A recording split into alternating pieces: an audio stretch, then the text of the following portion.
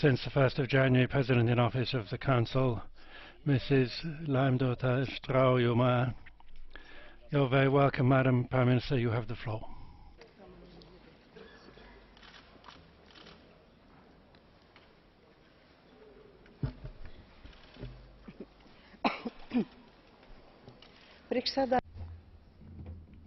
Mr. President. Hyvä puhemies. Mr. President, President of the Commission, deputies, members of Parliament, Vice Presidents, Commissioners. I'm honored to be here in Strasbourg and introduce Latvian presidency priorities for the European Parliament. 25 years ago, Latvia regained its independence and left the Soviet totalitarian regime. More than 10 years ago, Latvia joined the European Union, and for a year it is a member of the Eurozone. Assuming the presidency is a great responsibility, but also a great honor. The responsibility is huge, and we felt it poignantly on January 7, which shook us hard. That is why I would like to start my presentation by expressing solidarity and condolences to France and the French people. The attack on France was an attack on the freedom of speech and European values. I participated on Sunday in the march in Paris. People of all nationalities and religions and cultures in France and the world went out into the streets to declare loudly that in the democratic world we stand for values, for free expression of people, for peaceful coexistence of religions and cultures.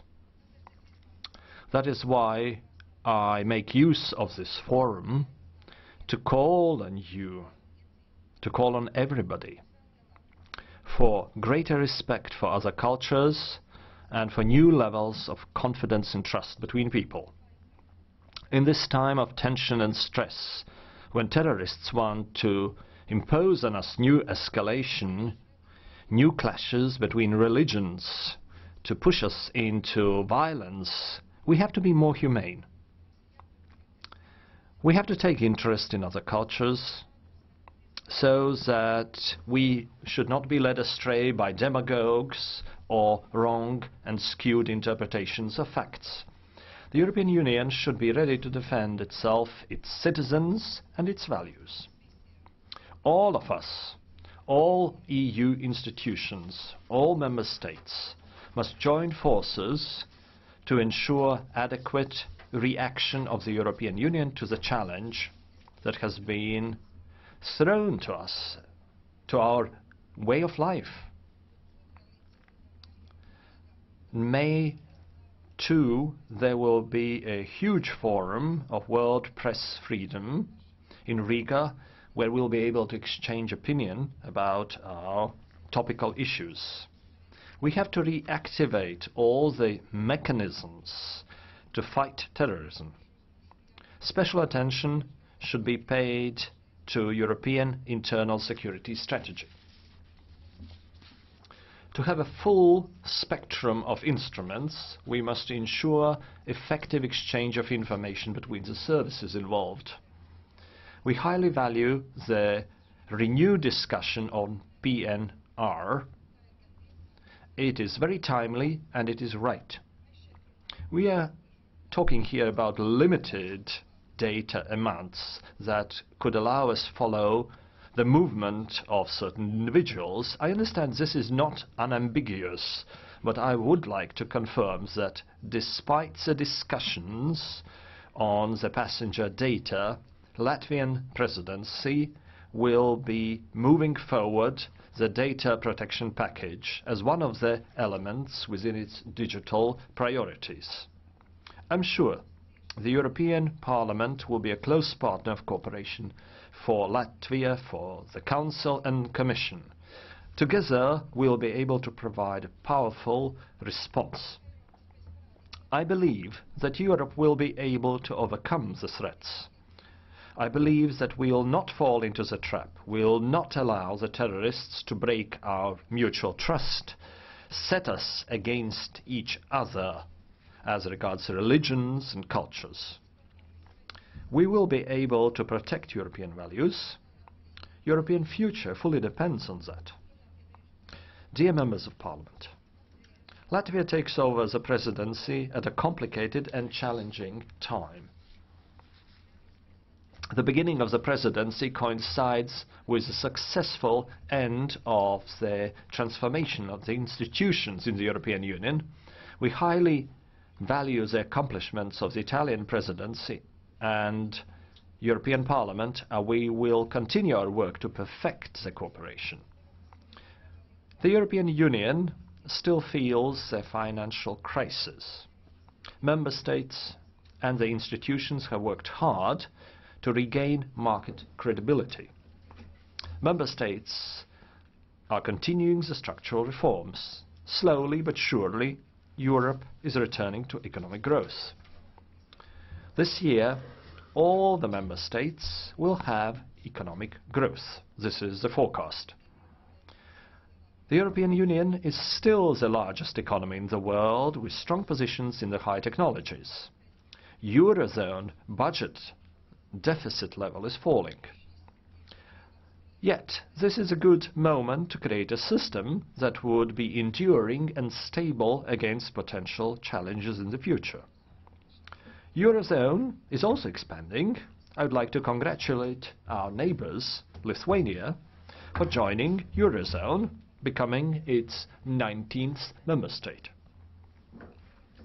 The population of the European Union enjoy a level of freedom and welfare which is denied to many people in other parts of the world. And I'm quite sure that with purposeful action and belief in our joint values, we can stand against the challenges, overcome difficulties, and move forward.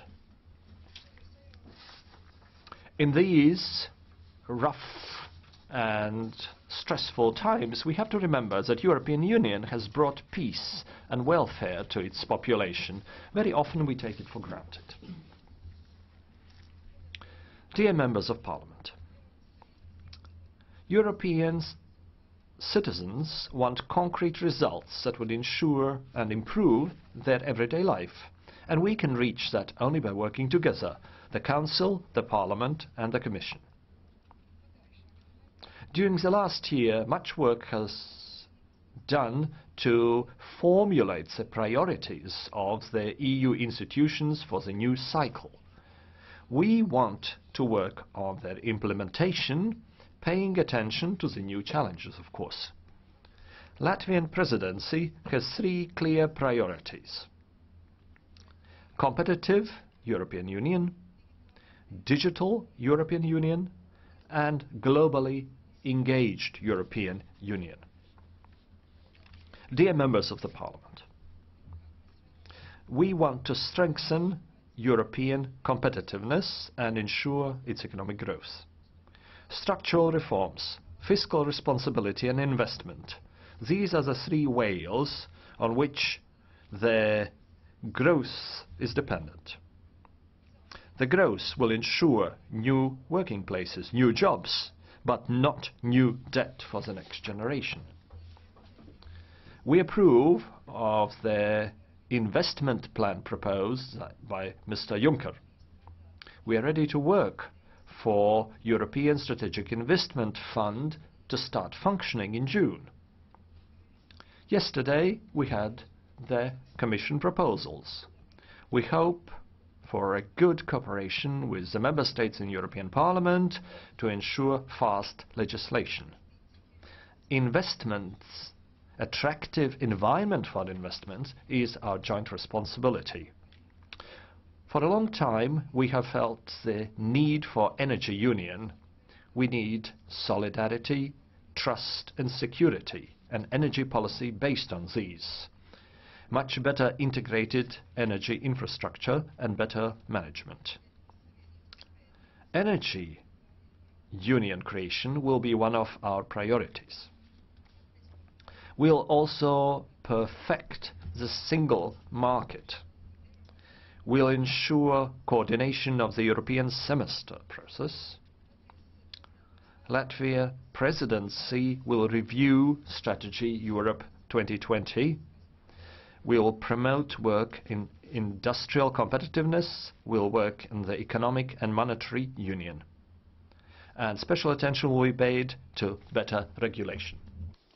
Otrkārt, mēs vēlamies padarīt Eiropu digitalizētāku. Mēs gribam pilnvērtīgi izmantot Eiropas digitālo potenciālu un strādāt pie efektīva vienotā digitālā tirgus izveides. Tiešsaites patērētājiem jābūt vienlīdzīgai pieejai to goods and services at an affordable price.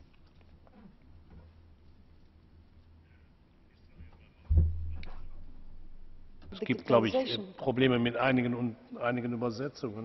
I think there's a problem with some interpretation, but is it back now? Continue. Oh, I will start again. Okay. Secondly, we wish to further digitalize Europe. We would like to fully tap into Europe's digital potential and to work on the creation of an effective single market in this area. Online consumers need to have an equal access to goods and services at an affordable price, regardless of whether they live in Brussels, in Bratislava, Riga or in Rome. We also need to enhance the digital security and its reliability. This will help create jobs and growth, and thus will turn Europe into the leading knowledge-based economy. We plan on working on the digital single market strategy, and we are expecting a Commission proposal in this area. The Digital Agenda conference planned in Riga will provide for an excellent meeting opportunity for policy developers and business representatives. The key elements of the digital market is data protection and a balanced telecom market reform. We will also pay attention to cybersecurity and consumer rights. Thirdly, we wish for a more engaged Europe, for a more internationally responsible Europe. In this respect, we will support the High Representative and the External Action Service, thereby strengthening the EU unity and facilitating regional stability and peace. Europe's neighbours will be yet another priority for our presidency. We will support the work on the review of the EU neighbourhood policy.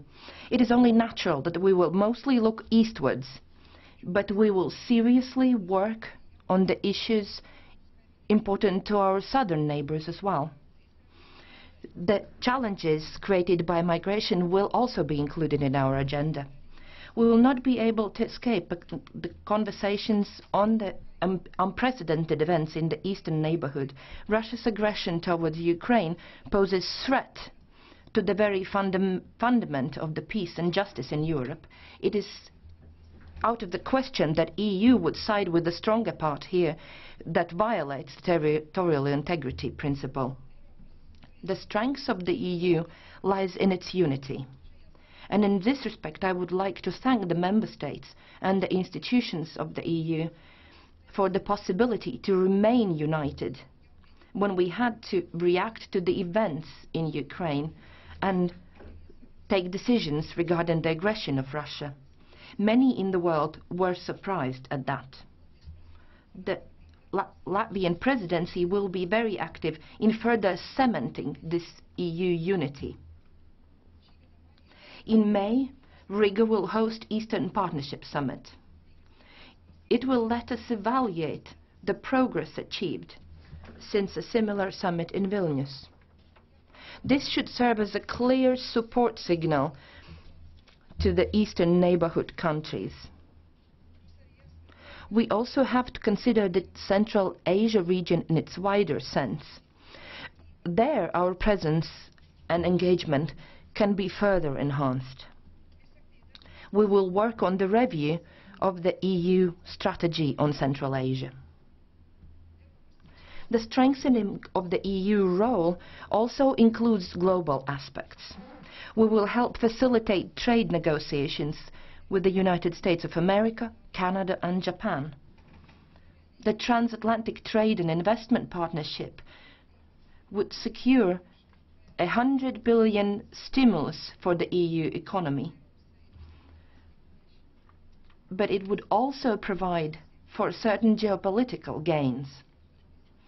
Year 2015 is the European Year for Development. We will focus on the objectives that will be discussed in the UN Summit on Sustainable Development and Fight Against Poverty. Latvia will work on the global challenges and will shape the common security and defense policy that meets them. Honourable members of the Parliament, the objective of the Latvian presidency is a competitive, digital and internationally strong Europe. We aim at defending the European values, the liberties, the freedoms, the space of security, justice and tolerance that characterizes Europe in the world. It is crucial that we work in close cooperation with you. And that is the key reason why I am here today. I want to strengthen our cooperation and to create a concerted action and agenda between the Council and the European Parliament. The Latvian presidency is pragmatic and determined to forge ahead. The millstone that we have chosen for the symbol of the Latvian presidency used to be a major innovation element. It brought vast change into households of all over Europe. I see the millstone as a symbol for welfare, stability and energy. I would like the Latvian presidency to be associated with these values.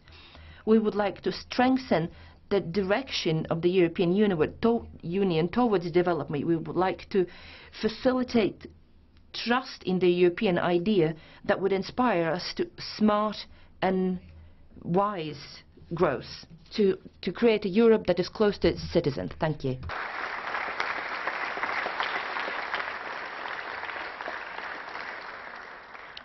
Vielen Dank, Frau Straujuma. Das Wort. Thank you very much, Madam.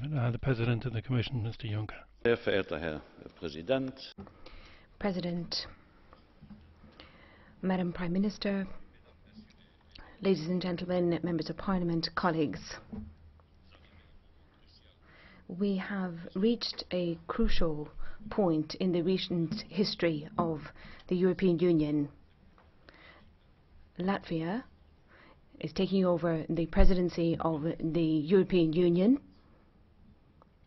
and we now find this completely normal because we forget so quickly, although it's something that couldn't have been predicted, and it's a minor miracle. 30 years ago, no one in this hemicycle, nor indeed elsewhere, would have imagined that Latvia would be in charge one day of the destiny of the European Union. So this is a great moment in European history because the Latvian presidency is a symbol of the miracle of reconciliation in European history, following the ravages of the war and the separation of Europe into two parts during the post-war period.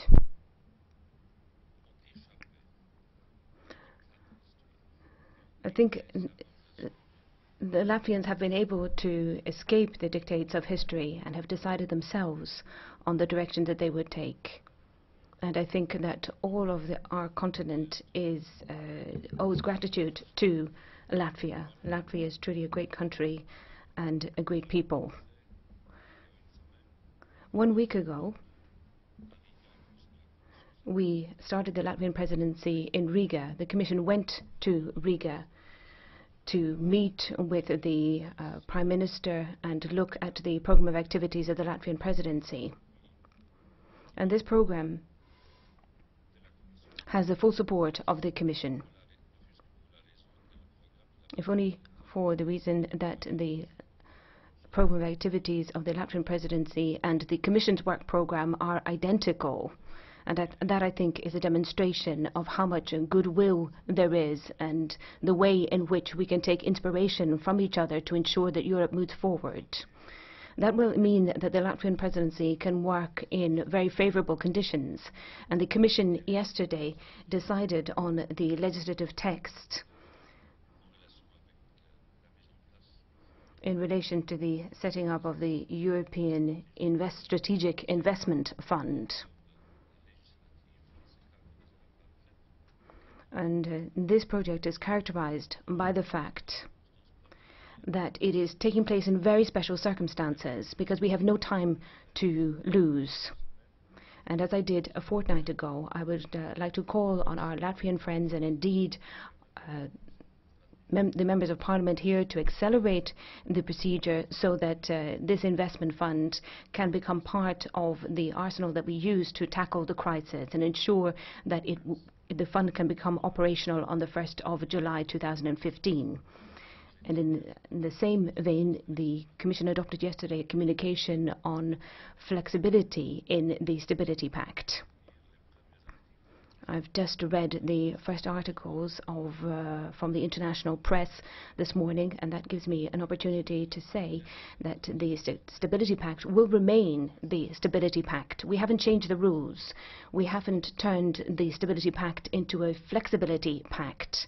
It is still a Stability Pact, and it is based on what I call the virtuous triangle: structural reforms, fiscal consolidation, that is still vital, and a relaunch of investment in Europe, so that in Europe we can achieve levels of growth which will ensure we have a fair deal in terms of employment. Just like the Latvian presidency, the Commission attaches great importance to digital Europe. And over the course of the next 6 months, we will be making proposals in this area.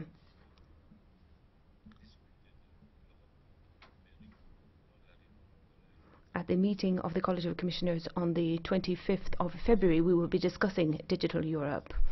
So we are not sitting on our laurels in relation to an energy Europe as well.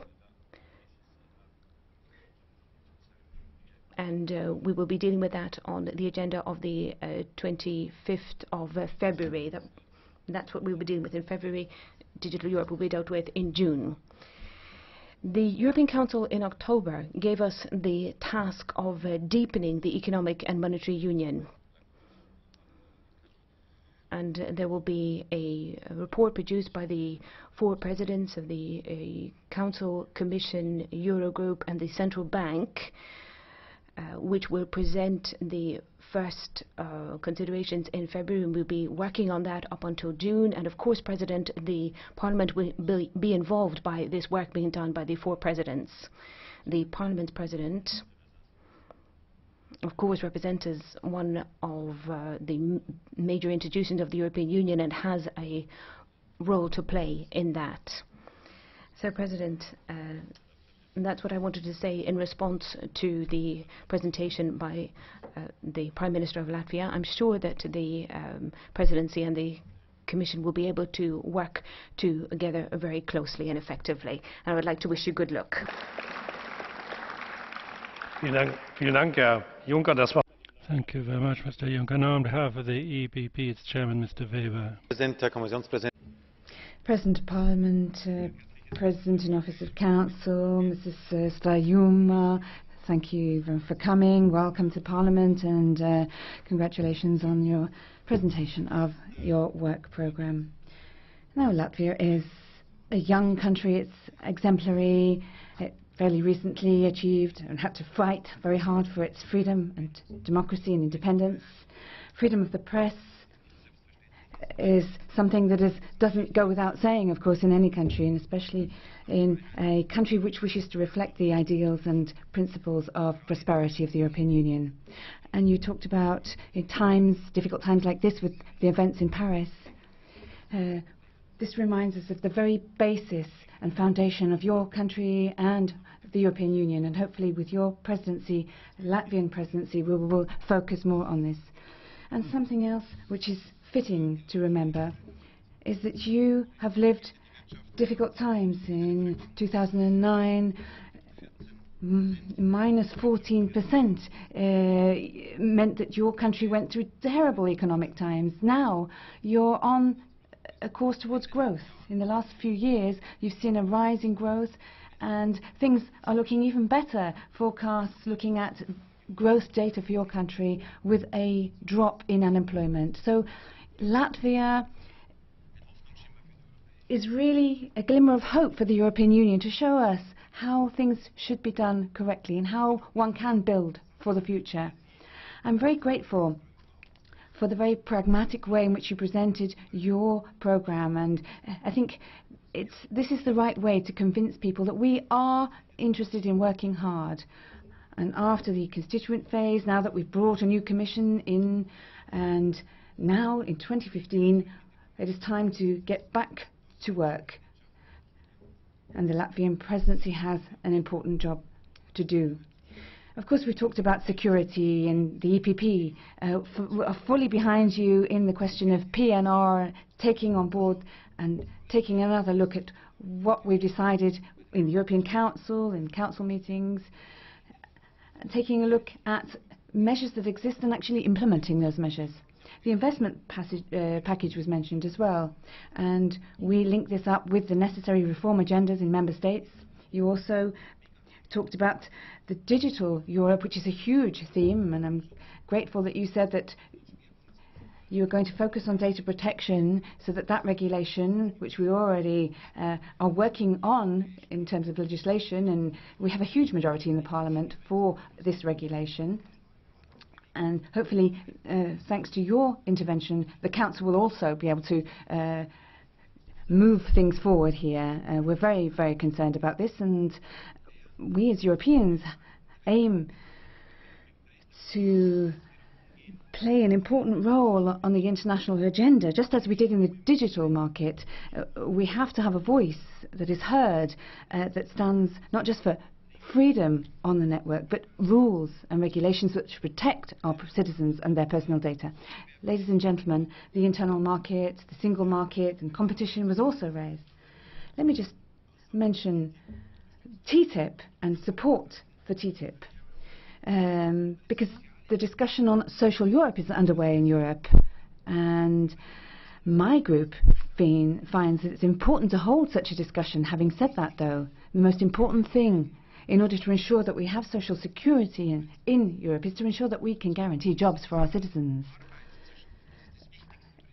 Creating jobs socially is one of the most important tasks that we have. So obviously anything that will help the economy will also support job creation. You also touched upon the Eastern Neighbourhood Partnership, Eastern Partnership, and Russia and relations with Russia, and I'm grateful for your comments on that, because we can only work together with Russia.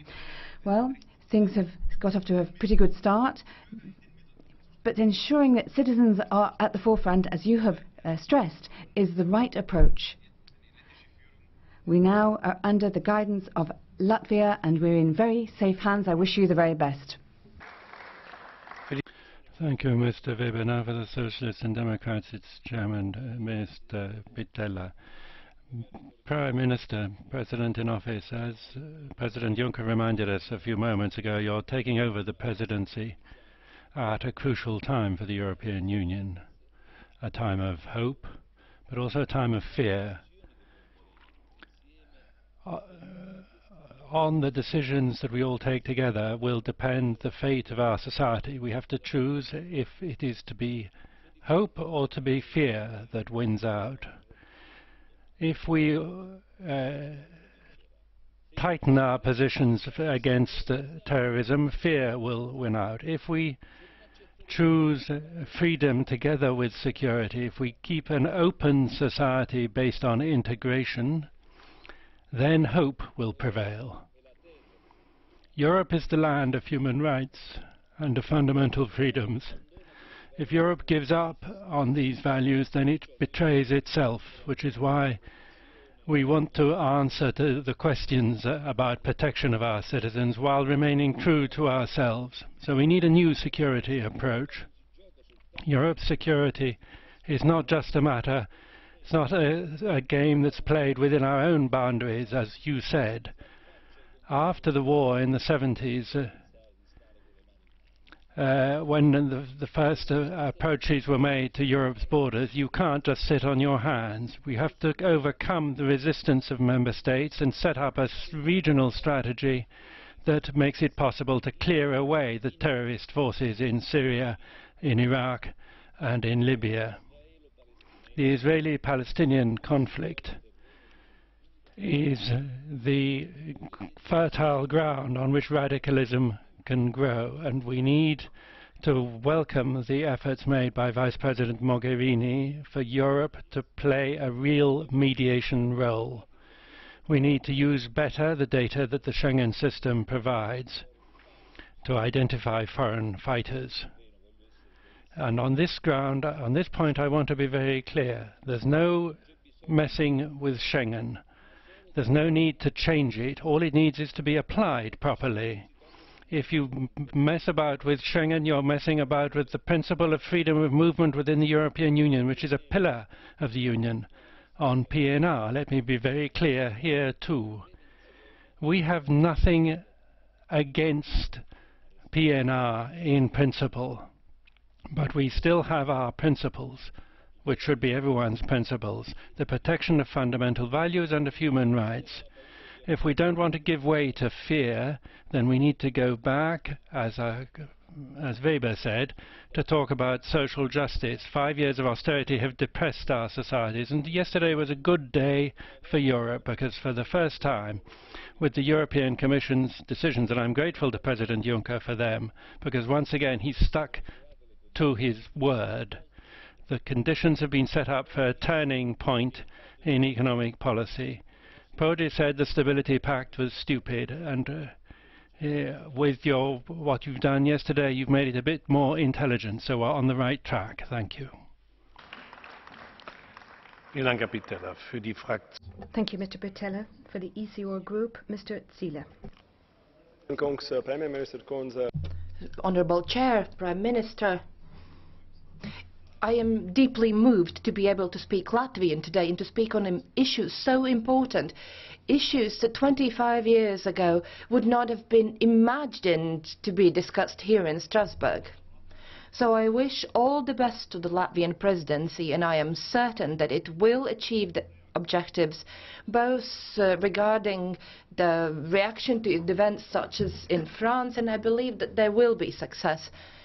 But let me now talk about several issues that I find important, and I will pass into English.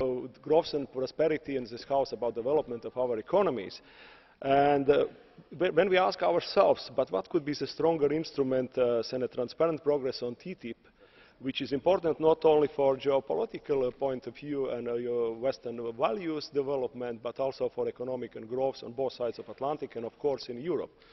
And it's create a more sustainable growth, I think, in Europe, if it would be a successful process, than even perhaps necessary, but a bit ad hoc strategic investment plan, which was approved yesterday by the Commission. And with this plan, actually, I would like to point out, the presidency have to work during 6 months to make it live. And I don't want to go in very many details and said, but there are still a lot of questions about this investment plan.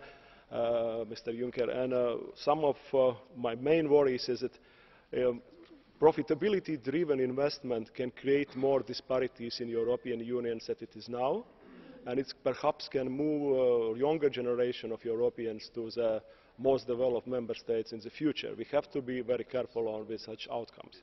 The second issue, of course, is Russia and Ukraine. There are some sentences from responsible persons that we cannot put sanctions on Russia, and the only way to stop the madness is via negotiations. But when we are talking about how we can help at dealing with negotiations in a madness situation, the only way is you to tell the madness what they want to hear and make promises that are working on it, not on our favor. But when we ask to European citizens, this is what you expect from our behavior as politicians in Europe, or we can ask to Ukrainians, they are happy with European partners who just want to implement the Minsk agreement and then quickly remove all the sanctions. But what about the rules of law, about the behavior which is not compatible with the 21st century, compliance with international treaties, and what about Crimea in that case? I believe there is an alternative option. The Engage Europe, which is also a priority of Latvian presidency, means that we would show solidarity with Ukrainian nations and the government. And stable and democratic and free Ukraine is an absolutely good example for other Eastern Partnership countries, that European values, it's real values, and you can choose for your Eastern Eastern Partnership countries this way, Western way, not opposite to Euro-Asian Union way, which is also very, I think, very important to understand. Let there be no illusions. The weaker the EU is going to act, the stronger the Euro-Asian Union will get. And coming back to values, the millions march in Paris in solidarity against terror last weekend and Sunday showed that the European values are values for citizens, and we have to them hold very proudly and very strong also in case of situation in Ukraine, other Eastern Partnership member states, and with our relationship with Russia. Thank you very much. Thank you, Mr. Ziele. For the Liberal Group, Mrs. Inetveldt. Thank you, Chair. Madam Prime Minister, President Juncker, ALDE welcomes the priorities of the Latvian presidency. Competitiveness, digital economy, a stronger presence of Europe in global affairs. ALDE fully shares all of those objectives. But how serious are priorities if there's such a huge backlog in the Council, so many legislative proposals still pending, and so many blocked for many, many years? The Council is a bit like the Bermuda Triangle. We send in a legislative proposal and it disappears, never to be heard of anymore. And we don't want any more grand designs for the future. We need action. Don't talk about an investment plan, but put your money where your mouth is, quite literally. Don't talk about the digital economy, just adopt the telecoms package and the data protection package. No lip service to security and law enforcement, just adopt the Europol regulation. Don't talk about democracy, just adopt the transparency regulation. Let's stop talking and deliver. The Council is a legislator, so legislate. If no agreement can be found on a proposal, then Council should simply decide to reject it and not keep it pending forever. Now, ALDE welcomes the special summit on the security package next month, and we consider that sharing information must be the first priority. It must be stepped up drastically.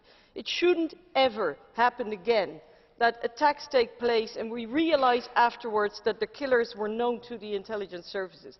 That is unacceptable. We've built a huge haystack of personal data, but information is not being shared. And information that's not being shared is useless information.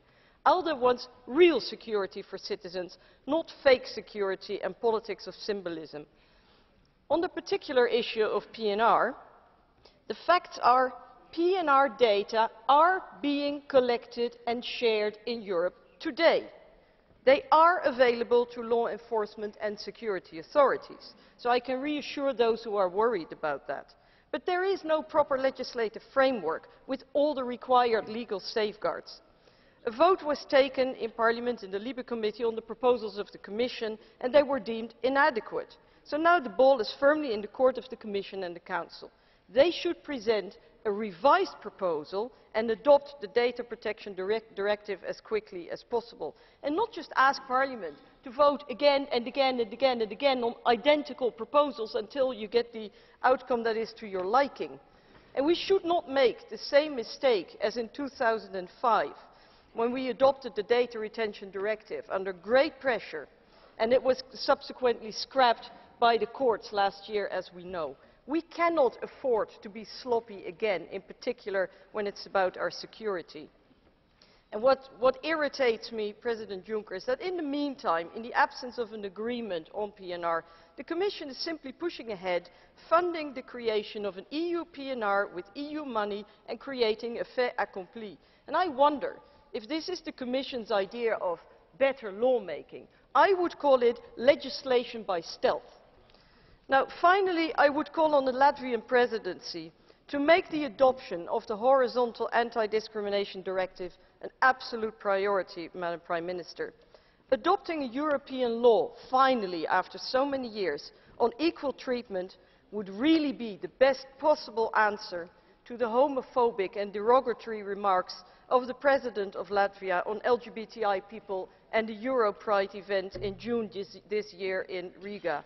Madam Prime Minister, I hope the Latvian presidency will achieve that and put the European motto into practice. We are united in diversity, and I see you agree. Thank you very much. Thank you, Mrs. Innerveld. For the GUI Group now, Mr. Papadimoulis. Thank you, Mr. President. Madam Prime Minister, I listened very carefully to your speech about the objectives of the Latvian presidency. Not once was the word cohesion mentioned. I didn't hear you say anything about deflation and the danger of deflation, and nor did you say anything about the worrying rise of poverty and unemployment in the European Union and the Eurozone. One day after the Commission's decision on some flexibility in implementing the Stability Pact, Mr. Pittella, it doesn't make it smarter, it might make it less stupid. I didn't hear, Madam Prime Minister, anything in what you said which had to do with your position. Should there be exemptions from the deficit budgets in order to give an impetus to growth in countries that are struggling? With this one-sided, this unilateral austerity cuts in the social state, if you think you're going to have investments that way, you've had 6 years to realize that that is not the case. We've got 15% less investment than we did 10 years ago. So how are we going to get growth and development? What about the Juncker package? You said in general we support this. I've said this on behalf of my group again and again, that we think it is inadequate, insufficient, and the leveraging is really completely removed from reality. But you're the Council, you represent the Council. I want to know what the Council is going to do. What are the Member States going to do? Are they going to put fresh money in? How is this going to be financed? And how much? And on the basis of which criteria? And where will the investments from this package go? Will they go to the countries that have difficulties with unemployment and recession? Or will it be just business as usual? I'll just come on to foreign policy matters for a minute. I was worried when I heard a statement from the Latvian Foreign Minister saying that you would break the stereotypes in relation with Russia. What does this mean? The European Union needs to find solutions where there is tension through diplomacy and democracy, and it is in our interest to alleviate these tensions, to build up friendly relations on the principles of democracy. The TTIP, apart from the fact that you support it strongly, what are you going to say to objections and complaints about lack of transparency? The way in which it is being prepared will remove pillars of the European construct in favor of an international system. We need sustainable growth rather than unilateral austerity, and I heard nothing from the Latvian presidency on that. Thank you for your attention. Thank you. For the Green Group, Mr. Lamberts has the floor. Chers collègues, Madame. Colleagues, Madam Prime Minister, welcome to this House. When I listened to you, and I listened to you closely, I heard language that I hear here every day.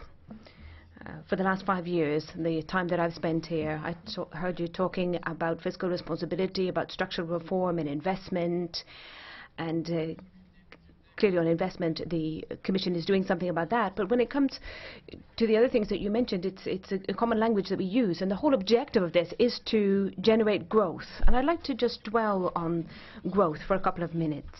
If you look at the period 1985 to 2008, the 25 years leading up to the financial crisis, what do we see? We had 2% average growth in Europe. The OECD tells us that during that quarter of a century, we had a rise in inequality in Europe at the same time. But since the crisis, there is one EU member state, the one that has given us the President of the Council, which has exceptional growth, and that is Poland. 2.7% annual growth since the financial crisis. Well, just think about it. In Poland, the employment rate has not increased. 2.7% of annual growth, but no increase in the employment rate. If you look at the US, there you have 5% growth last year, 5% growth, and unemployment is going down. But the American Statistical Office tells us that unemployment is going down because people are falling out of the statistics. Not because they found work, but because they've given up on finding work. So the employment rate is not increasing in the US. And have salaries gone up? No, not at all. They're going down. So with the recipes that you're advocating, what can we expect? Well, what do we see? We see that the problem has not been resolved. Inequalities are on the rise. Poverty and social exclusion are on the rise as well. An increase of poverty of 25% in Europe. So when you say that we need to focus on economic growth, I mean, maybe there's something wrong with my eyesight, but I can't see any recovery in terms of growth. You say that markets' confidence has come back to the markets. Well, I'd just ask a question. Have we been elected here to satisfy the markets? I'd like to put that question to you. Would it not be interesting to perhaps think about that? I think perhaps we should be thinking rather about the confidence of our citizens and whether the citizens have confidence in what we are doing to fulfill the promise of Europe, which is a promise of shared prosperity. That means for everyone, not just for 1 or 5 or 20% of the population. So that is a question that I would like to put to you, and I would invite you to revise your program and revise the language that you use. The structural reforms which we need may not be rather than a cut in public services or a cut in social security or wages, we should have a cut in the kind of structural reforms which will undermine a shared economy. For the EFDD group, Mr. Paksas. Mr. President, colleagues, isn't it high time we revise essentially the main principles of presiding over the EU? Because it happens so often that the interests of a small presidency country are completely different from the ones of the big EU member states, while we pretend this is not the case. Because a small state is so far only a player in the interest zone of the big states and has to draft its agenda according to the fashion dictated by the others. Most importantly, all EU presidency agendas have one thing in common. They are extremely bureaucratic, formal, and it is never possible to implement their decisions. Colleagues, we have to recognize that the European security strategy, which is based on stability only at the eastern EU borders, is already outdated. Therefore, we need a new one, a strategy adapted to the world of coexistence, survival and escalating conflicts. The strategy would be very effective, involving everything, and the strategy which would encourage trust and peace. We need to create jobs and encourage economic growth. However, first of all, we have to concentrate on the development of a common energy market in the EU, because this is a guarantee not only in case of natural or economic catastrophes, but also in case of military and terrorist actions. In the area of neighborhood policy, I believe we should concentrate on neighborly relations rather than only individual states.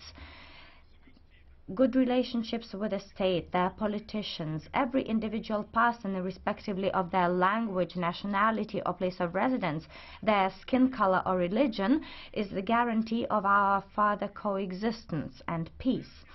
These are the issues which the Latvian presidency should concentrate on, as well as other EU member states.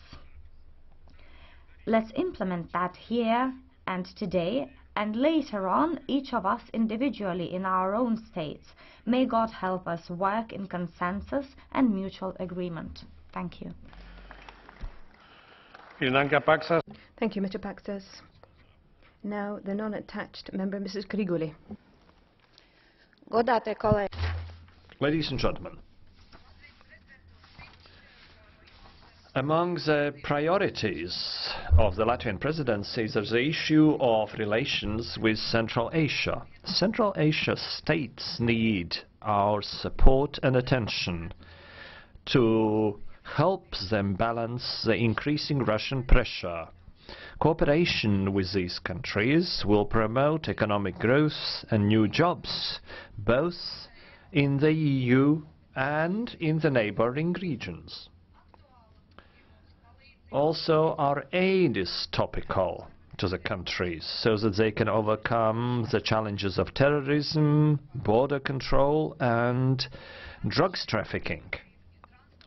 Regional issues, energy, transport and proactive EU activities in looking for new directions of cooperation is important. This region attracts the attention of the superpowers. China is very successful in developing trade links and has become strategically most important natural resources buyer after withdrawal of NATO from Central Asia. Russia has increased its military presence, and the United States, of course, are interested on behalf of stability and security. Thus, in order to broaden and enhance cooperation with this very important region, we must be able to offer individual cooperation mechanisms to each of the partners. We must be able to make use of increasing the good reputation of of the European Union in Central Asia, but we know that trust is based on respect. Respect towards traditions and customs, culture and religion. And these challenges are good for Latvia. It can do it. Thank you. Now for the EPP group, Mr. KARINŠ. Honourable Chair, Mr. Juncker, Ms. Straujuma, dear colleagues, at times I believe that we have to ask a question to ourselves. Why are we here? And the reply is that we serve the citizens. And what do the citizens say? What do they need? And of course they need jobs. They need jobs and security. How can we then achieve these objectives? Prime Minister already mentioned the priorities of the Latvian presidency. In this respect, I would like to stress the following. Talking about competitiveness, of course Europe has to increase its competitiveness, but how to increase it? The key word is to destroy the obstacles existing, for example, to the digital market, in the goods and services market. We know there is fragmentation in Europe. There are all kinds of obstacles, and by removing them, we will increase the competitiveness of Europe. Secondly, we have to facilitate investment. That, of course, is very important. But how to facilitate them?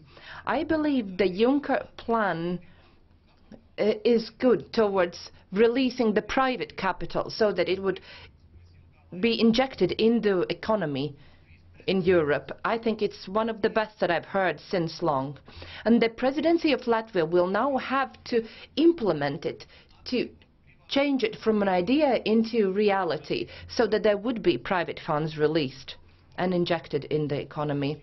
And now talking about the security, there are two aspects very important. One, of course, is the aspect reminded us of the events in Paris, and that means we have to be, we need defense against terrorism, and that means exchange of information, cooperation against the common threat to our citizens, but there is also external security. And in this respect, of course, a key importance is to energy security. We have to create an energy union here in the European Union so that we pool our strengths, and then we will feel much more secure. And I believe that the Latvian presidency is very well positioned to hold the European Union together so that we can achieve these objectives that are important to every one of us. Thank you. Gracias. Thank you. Mrs. Rodriguez.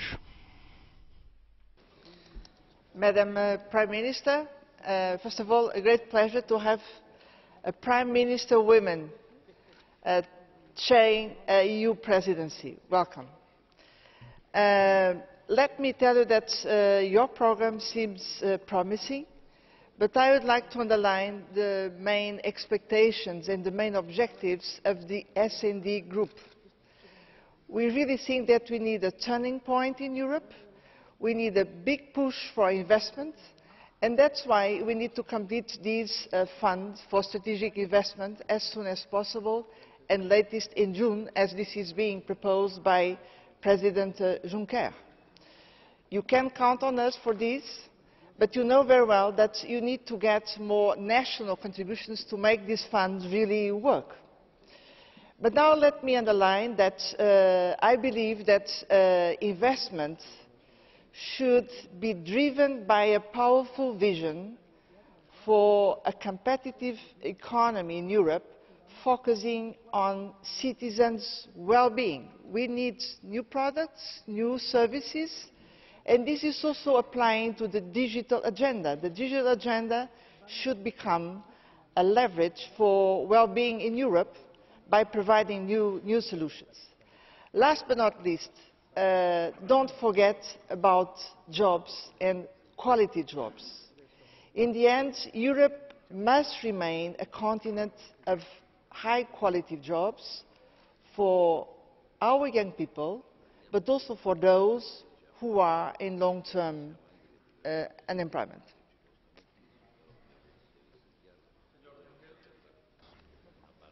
Ministerpräsidentin, Herr Weber hat... Mr. President, President Office of Council, people who said that you made an excellent presentation were right, very different from your predecessor. Mr. Renzi started as a tiger and left us yesterday as a little rabbit. He talked about reforms in Italy, and Juncker brought in flexibility. Renzi ensured that out of Stability and Growth Pact, we now have a flexibility and shrinking pact. Now, through Mr. Draghi from ECB and Mr. Renzi from Italy, rather than going towards Maastricht, we're heading towards Rome. So are you going to bring the Eurozone, please, back onto the right track and onto the road to Maastricht? Senor. Thank you, Mr. TELIČKA. Prime Minister, thank you. Wish you the very best. Congratulations on your program. And I still remember the event, the Baltic Prime Ministers meeting more than a year ago, to which I was invited, and I felt some freshness in that room with the three Baltics. And I must say that it's quite a success story of all three Baltics, so I very much hope that you will bring some of that freshness also into the European Union. Now, you have said that European citizens want concrete results. You have also spoken of the fact that we need further digitalization of Europe. Well, yes, the citizens want concrete results, and your program will be credible, what you have said today will be credible, if we will see an unblock of the situation on the roaming and net neutrality in the Council. This is, I think, an early message that you need to send in the very near future. We have also spoken about better regulation, and this is just the second point I would raise, and the final one, and on both I would appreciate a comment. Better regulation. The Commission has progressed in the last couple of years, and we feel that Vice President Timmermans has a certain ambition. The Parliament has progressed, but there is one institution in the European Union which has a zero record, and that is the Council. The Council is amending legislation, is negotiating, and none of that is assessed. There is no impact assessment. And I mean, if we are to have better regulation, there is no impact assessment in the Council. And if we are to have better regulation, the Council has to match the Commission and the Parliament. Otherwise, it will not be better regulation, it will be no good regulation at all. Thank you. Gracias. Thank you. Mr. Viegas.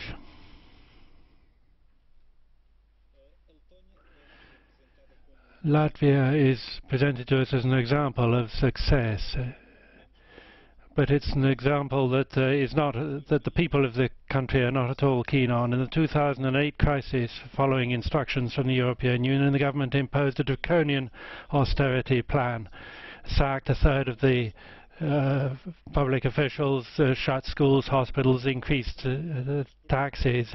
The country lost a quarter of its wealth in 2 years.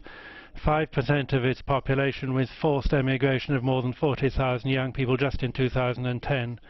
So is this model of austerity, which did such a lot of harm to your people, is that what you're now trying to impose on the other member states? Among your priorities, you talk about competitiveness for the economy and foreign policy. But the consequences of the European Union and NATO intervention in Ukraine are well known. We're paying an enormous bill. We're paying the gas bills for Ukraine, and we're getting into debt after debt. What is the final bill for this adventure going to be?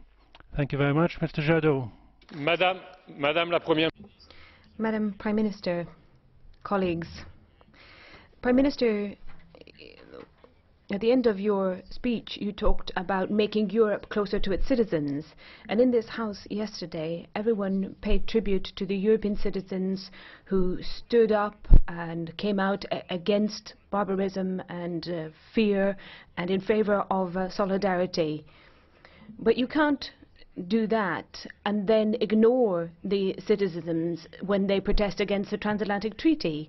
There was a public consultation on the ISDS mechanism, which is going to transfer the sovereignty of the citizens towards companies. And the European Commission yesterday decided that 97% of the responses, 140 European citizens who protested against the ISDS, had made irrelevant or inappropriate remarks. The question is, how do we improve the system? And we have to do that in relation to the ISDS mechanism. Mr. Juncker, in front of everyone here, opposed this system, has now passed on this hot potato to Mr. Timmermans, and we understand that better regulation in his mind is above all better regulation for companies, not for citizens. So, Madam Prime Minister, is the Council going to take into consideration 97% of the European citizens who have protested against ISDS and delete this from the TTIP agreement? Thank you, Mr. Mach. Vážená paní premiérko, vy jste zmínila...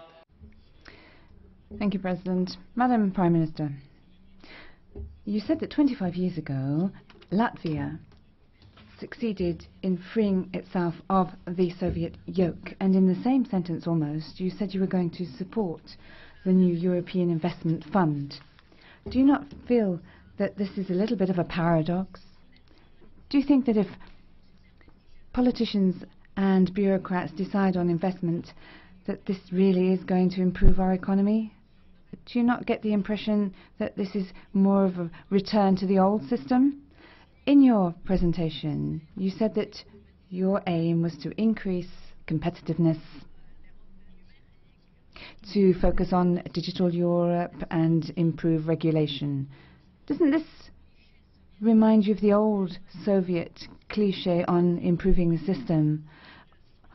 Aren't these just, isn't this just hot air or empty of meaning? You talked about 2020. Does that not recall something that harks back to Soviet times? In the year 2000, we defined the Lisbon strategy up until 2010. We wanted to be the most dynamic economy in the world. And in 2010, the European economy became the slowest economy in the world. So let us take care and not go back to a malfunctioning Soviet system. Yes. Señora.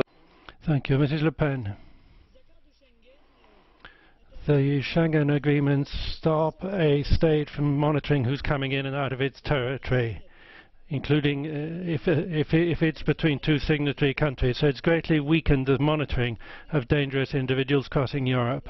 All European capitals are telling us that there are people on the Schengen territory to be careful of. So it's time to apply Article 2. When national security requires a contracting party may, after consulting the other contracting parties, decide that during a limited period national border checks adapted to the situation shall be carried out at internal borders. France has been attacked by Islamic terrorists several times since December. A number of French people have been killed or seriously injured. What more serious event are you waiting for before suspending Schengen? This is a laxist treaty which already allowed the person who committed the attack on the Jewish Museum in Belgium to move freely between France and Belgium. It's time to take all steps necessary for the public order and security of each of our countries. It's time to suspend the Schengen Treaty so that finally we can guard our borders. Mr. Reul. Herr Präsident. President of Parliament, Commission President, Madam Prime Minister. I think that we have seen a very precise, very refreshing introduction to your presidency. It's a different way of thinking. It's a way of thinking which is based on growth, on assuming responsibility, on truly trying to trigger investments rather than simply talking about it. You speak on behalf of a country, and I think with due pride, this country has demonstrated that it is possible to overcome difficulties if you really try to do so. That if you consolidate your budget and your finances, you can relaunch growth, and that can be successful. And I'd like the colleague from the Greens, who I think is no longer present, I would say that growth is an opportunity to create employment and prosperity for people. People want us to actually achieve this, not simply talk about it. They want us to achieve something. I think that you can be proud of what you have achieved in your country. And if this is the yardstick for your presidency, and if the yardstick is an investment fund which would create that climate in Europe, then I can tell you, you have the full backing of our group, because that is precisely what works. We can see that by the Latvian example. And that is in contrast to what we decided with the presidency we talked about yesterday. I agree with the comments that were made in the Parliament that we heard a lot of general talk, but nothing very much was achieved. You have achieved something, first of all, and you now want to make that contribution to the European family. I hope that your projects of creating an investment-friendly climate so that people will actually invest the money that they have because they have confidence in policies, and that will then give greater opportunities for people in general in Europe to get jobs and to have stability and peace. So thank you very much for your presentation. I have great confidence in your presidency, but do be careful. Gracias. Señor. Thank you, Mr. Mamikins. Paldies, priekšsēdētāj kungs, godātais Juncker kungs. Thank you, Mr. Chairman. Prime Minister. It's an honor for me that Latvia is now the presiding country, and it of course means that our officials and politicians face lots of responsibility, and it also allows Latvia to show what it has done and what vision it has. There are two possibilities that how the presiding countries can act. Sometimes they are the moderators. They wine and dine with the visitors. It's not a bad role, but I think it's good if there is a vision. The presiding country must try to implement its vision. There are many problems that Latvia could pay attention to. Unemployment, social inequality could be in the focus of this presidency. At present, 24 million people in the European Union don't have work. Many people are under the poverty level, also in Latvia 35%. And Latvia, as a presiding country, could try, together with other countries, solve these problems. As regards strategy Europe 2020, ambitious aim within 10 years to cut by 20 million the people in poverty. Half of the time has passed and the results are not optimistic. The strategy realization might have two problems: either it's too ambitious or the implementation is not effective, and I think we should make use of this chance. Thank you very much. Gracias. Señor Terho. Thank you, Mr. Terho. Thank you, Chair. Mrs. Prime Minister, the Latvian presidency program really includes a lot of good things, as has been said. It is important that the competitiveness of the economy has an important part of your program. It invests in growth and employment, and this is a base for all of our European actions. The energy internal market and digital internal market will also forward our security, and digital internal market is a good objective. This is a very important part of our single market, which is still totally incomplete. It is important to create this competitiveness and growth through this way as well. Mrs. Prime Minister, as a part of our group, I would still wish to say that you said the most important part in the end of your meeting. We must bring Europe closer to its citizens, and this will happen by concentrating on fewer items than before, by unraveling some of the regulation that we have, and by honoring the independence of its peoples. This is the way of getting our confidence from our people back. Señora de SARNEZ. Mrs. de SARNEZ.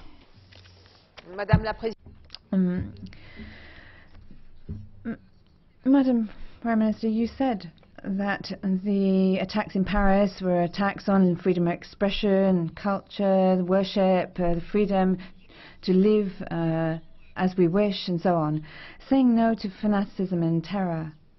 There was a huge rallying round, an expression of true European solidarity in the streets of Paris. You were there yourself, and I think this rallying round is something that is absolutely essential for Europe. It is essential that we take action, because threats from the inside, just as threats from the outside, will still be ahead of us, and Europe's response must be firm within the rule of law. We have to step up our efforts to ensure that we have effective border controls, external borders. We need to reinforce Schengen. We need to improve coordination and exchange of information. And this is also through the PNR that we've been talking at. We need to take a look at Eurojust and Europol and strengthen them. We need a European Public Prosecutor's Office. And we as Europeans must tackle the question of the Internet, because the Internet is really the hub for recruiting terrorists today, and we in Europe cannot accept this. And then the external side of things needs to be discussed. We need a common, concerted, consistent, coherent strategy to focus on the conflicts that breed this type of terrorism. I'm thinking of Libya, the Sahel, Iraq, the Yemen, and we are in the first line of fire here. European solidarity, as has been shown with France, must continue. And to fight against terrorism and fanaticism, the best way is to be proud of who we are, be proud of our values, be proud of what we stand for. That is the best means of resistance. Thank you. Gracias. Señor. Thank you, Mr. Carty. Thank you, Mr. President. Madam Prime Minister, I'm disappointed that the programme of activities of the Latvian presidency fails to offer in any real sense an alternative to the fiscal austerity policies which have been championed by all the European institutions for far too long. The programme, of course, endorses Mr Juncker's investment package without any real commitment, on the other hand, to move away from the austerity policies which have basically caused absolute devastation to domestic economies across Europe. And there are now serious questions to answer in terms of how this investment package is going to be funded, for example. As it stands, the presidency programme provides little evidence that peripheral countries, countries like Ireland, will benefit from the financial measures proposed in the package in terms of jobs or economic growth. And what we really need now is a rejection of austerity policies. We need a new fiscal and social and otherwise agenda to ensure that we have real and substantial economic growth for all EU member states.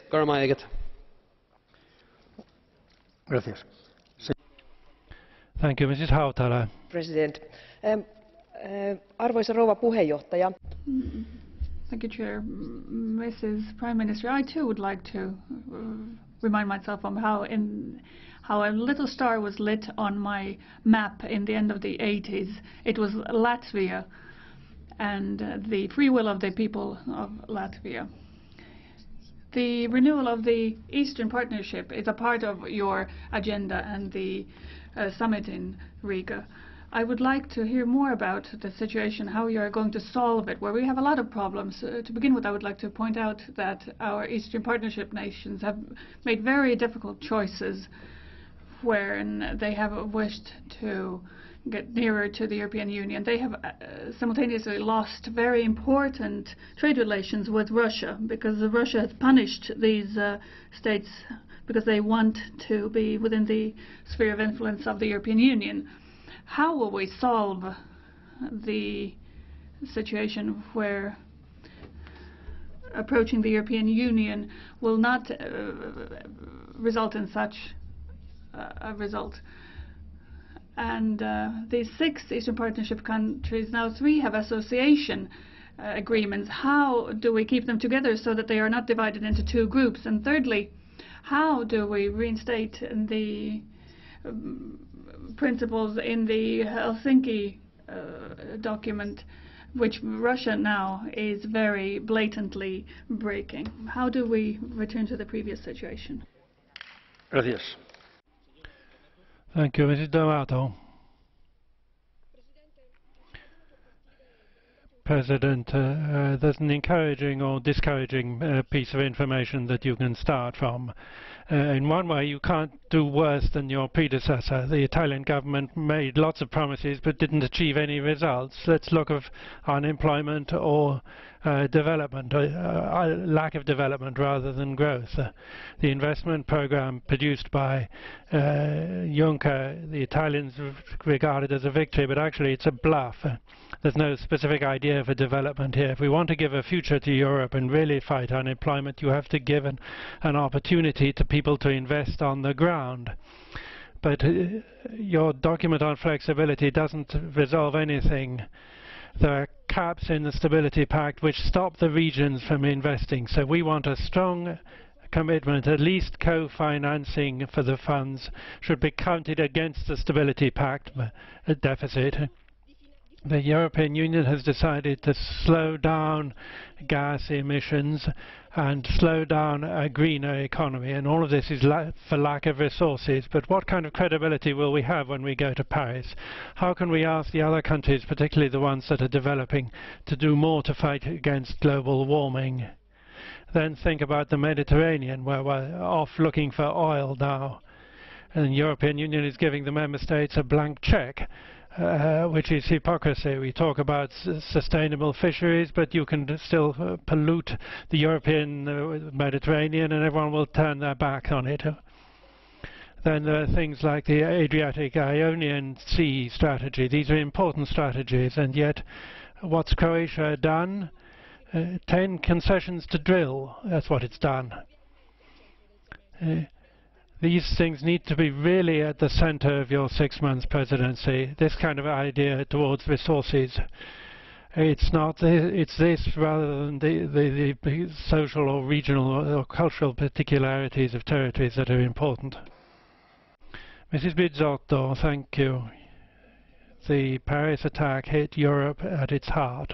Its citizens, our values, our freedoms, our civilization are all in the firing line now, from the terrorists. Europe needs to wake up. They've declared war on us, and in a war you have to fight. It's not enough to be in the front line as you were in Paris. We need to start fighting straight away. We need bravery in words and in acts. We should immediately suspend Schengen, because Europe has shown that it can't protect its own citizens. And then enough with, let's stop irregular immigration. Every 1,000 illegal immigrants contains one potential terrorist that's been established. So let's have enough about privacy and freedoms, because there are 5,000 fighters arriving in Europe, according to Europol. We need to increase security expenditure and take them out of the Stability Pact. We need bravery, courage from the Commission and Council, and we need courage from the European Parliament. But unfortunately, there isn't any. Gracias. Señor. Thank you, Mr. Grzyb. Dziękuję, panie przewodniczący. Pani premier, chciałbym... Thank you very much, President. Madam Prime Minister, I would like to congratulate the Latvian presidency. Digital Europe, a Europe which is engaged at international level, these are challenges which are highly topical, because we need that feeling of security in Europe, which has so often been talked about. And the citizens of Europe need work. And when I look at the Latvian presidency program, I see that the presidency intends to focus on these issues. I support this program. And I think that we should emphasize good legislation. We need a stable framework. If we constantly change the rules during the course of the game, that will have a negative impact. Now, we've talked an awful lot about CO2 emissions. If we change the rules, this will not be to the benefit of the citizens and to the benefit of companies. We also need to focus on the energy union. That's an extremely important subject. I don't need to explain that.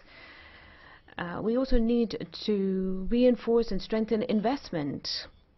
We talked about this when we talked about the conclusions of the European Council meeting in December. And I am deeply convinced that the development of the single market, this goal which is so important to us and which is not disputed by anyone, it is an objective which will benefit all European countries. This is an objective that we should continue to pursue. And I would also like to underline the importance of the neighbourhood policy. We are looking forward to hear what the Riga summit has to say about this subject. The Latvian presidency also wants to pursue negotiations on the TTIP. This is an important treaty with the US, but this process needs to be more transparent because the citizens deserve that. Señor. Thank you, Mr. Leichtfried. Sehr geehrte Frau Premier. Madam Prime Minister, you have taken over the presidency of Council in difficult times. There are many, many problems. And one huge issue, of course, is terrorism in the European Union. Some colleagues have been saying, yes, what we need to do is, as quickly as possible, ensure that we have more instruments for surveillance. I think we need to be cautious here. It's not about how quickly we do things, but it's what makes sense. Now, we have an interest in guaranteeing security as far as possible, but on the other hand, we mustn't really go against our fundamental citizens' freedoms and democracy, which is what we stand for. And this leads me to something else. You talked about TTIP. My view is that special courts are not compliant with the rule of law for these concerns. It's not something that we really need, but I think it needs discussion. Of course, we need free trade. We need our partners in America, but only if we can preserve what we really stand for in Europe, and that is our freedom. Gracias. Thank you. Van Dalen. Grexit ja, Brexit nee. Die twee punten moeten...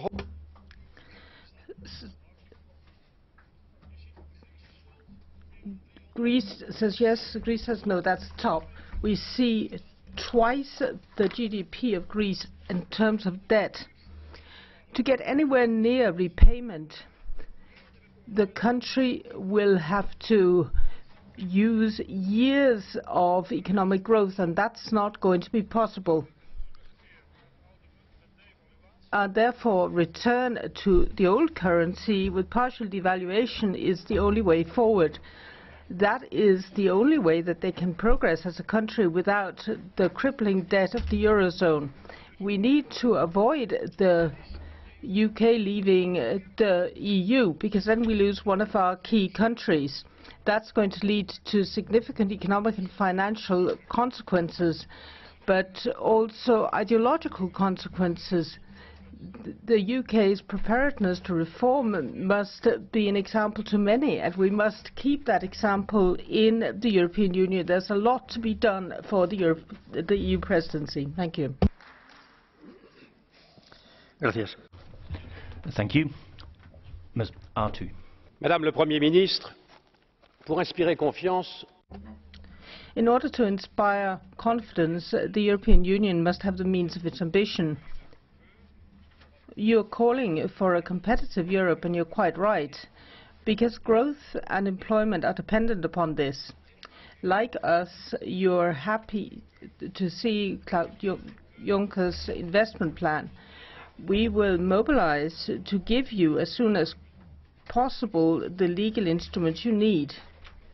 This is based on the guarantee that the European Union will give to private investors who are investing in sensible but nevertheless risky projects.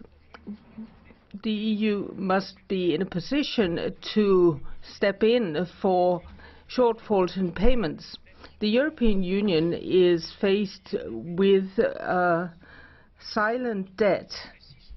After 6 weeks and 20 conciliations and a lot of trilogues, we've managed to get agreement on the budget for 2015. But it's dependent on clearing this debt. I did not find any trace of this commitment in your speech. What is at stake is the very credibility of your commitment. The investment of the confidence of private investors depends on this, and thus the success of the Juncker plan. I wish you the best of luck. Thank you. Ms. Albiol. Gracias. Thank you. The next 6 months will undoubtedly be characterized by the almost secret negotiations that are taking place on TTIP. This sacred union of the forces on each side of the Atlantic are leading to legal norms being infringed. Anything that stands in the way of their profits will be destroyed. Labour rights, environmental standards, food standards, public services, democracy, all could be undermined as being seen as being in their path, and yet they've been democratically put in place. We need to change a situation in which we cannot implement left-wing policies even if we win elections. There is a fear of governments who might stand in the way of these forces. People are afraid of the politicians are afraid of the people themselves who want to change things, starting in Greece. Gracias. Thank you. Ms. Ždanoka. Thank you, Chairman. Madam Straujuma, colleagues, I, as a Latvian citizen, would like our EU presidency to be successful and I am a member of the Free Alliance group, and I would like the Latvian presidency to maintain the multiplicity of languages and cultures in the European Union. We have to consider that all the cultures in European Union are to be respected, and the multitude of languages and diversity concerns not only the official languages but also the regional languages and those not officially recognized in the member states. I would like the Latvian governing parties to be inspired and to reconsider their up to now linguistic policy, which included linguistic discrimination and the segregation of population. And I would like them to guarantee the official status to the Russian language, which is the native language for 40% of the population.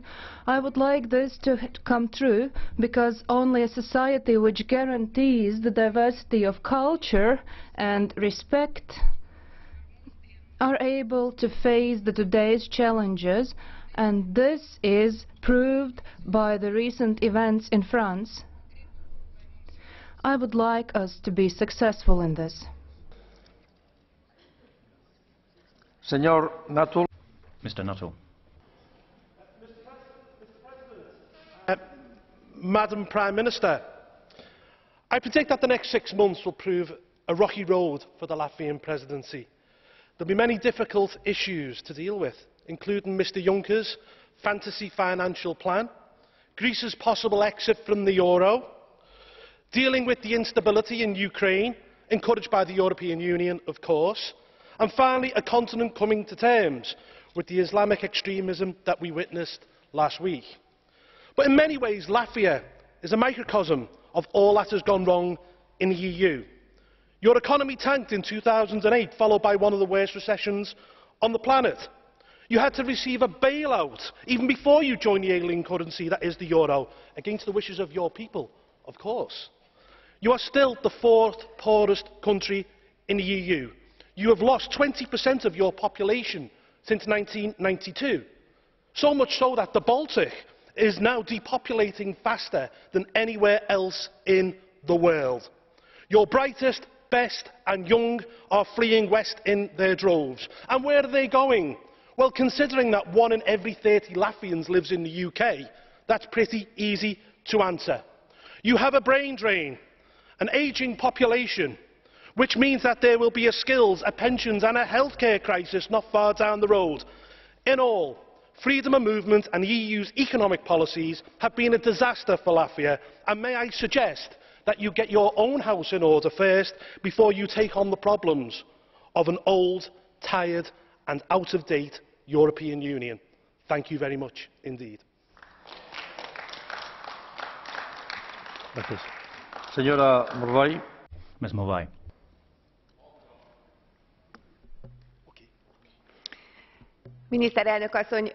Thank you very much, Prime Minister. I was shocked by a statement that you made.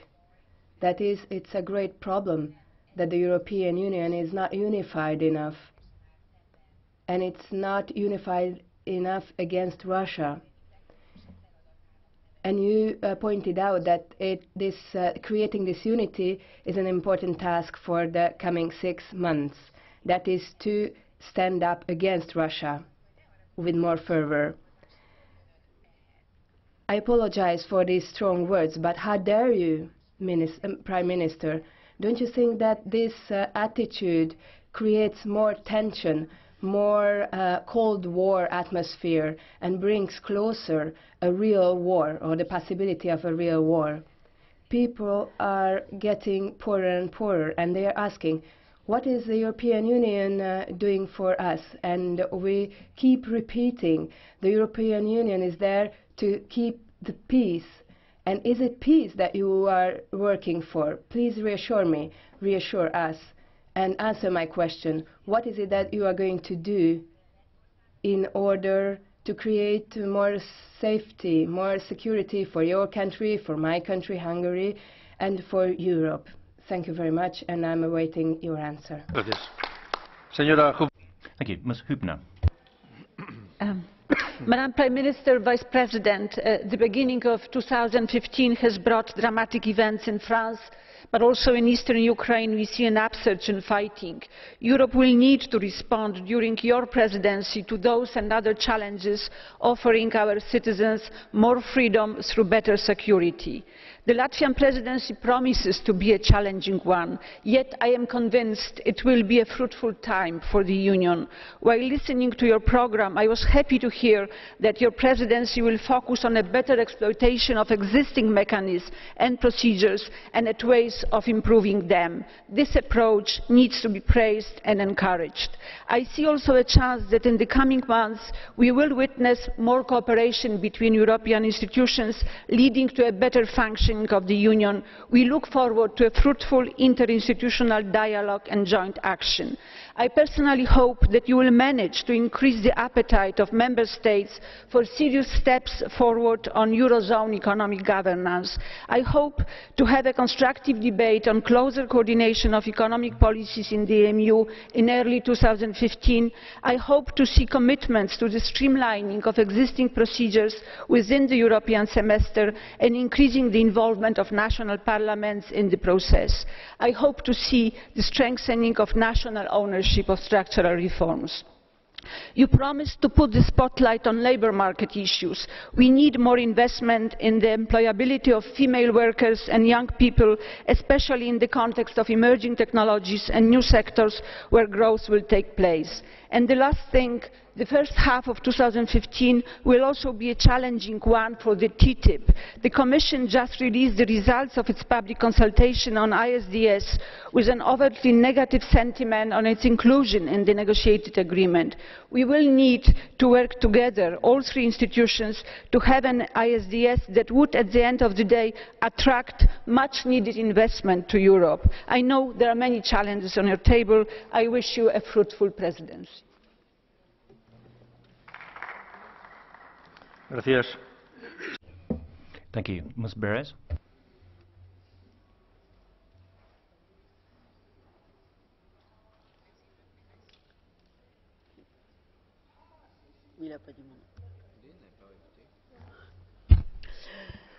Madam Prime Minister, after what has happened in my country, your presidency, like the political agenda of all Democrats, is completely overturned. But we need to mobilize around democratic values, like all parliaments of the world that consider themselves democratic. We must equip democracy to take on the terrorists in full respect of our values. That is why the Parliament supports the PNR that defends our values, that helps defend our values. So it is here in this Parliament that you should have this debate. Yes, a European PNR, a PNR that makes it possible as well to defend democratic values, the values of the protection of individual freedom and individual data. Madam President, for us Democrats, for us Socialists, your presidency will have to determinedly address one issue, because it is crucial for our values, and that is the question of taxation. This Parliament is convinced that in the area of taxation we need to take effective action at European level. There too, there's a lot of work to be done. We look to you to enter into undertakings that are commensurate with what the European Parliament expects of the Commission work programme. So we wish you the best of luck. Gracias. Thank you. Mr. Marias.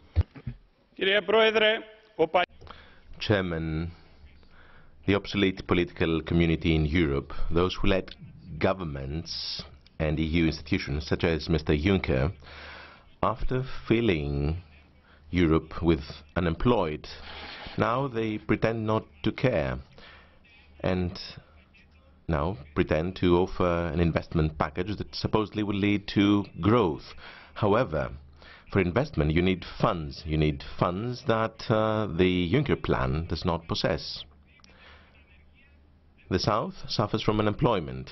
No investment will take place in the south before resolving the debt problem. That is why we need the write-off of the odious Greek debt and the write-off of public debt, of sovereign debt in the other countries of the south.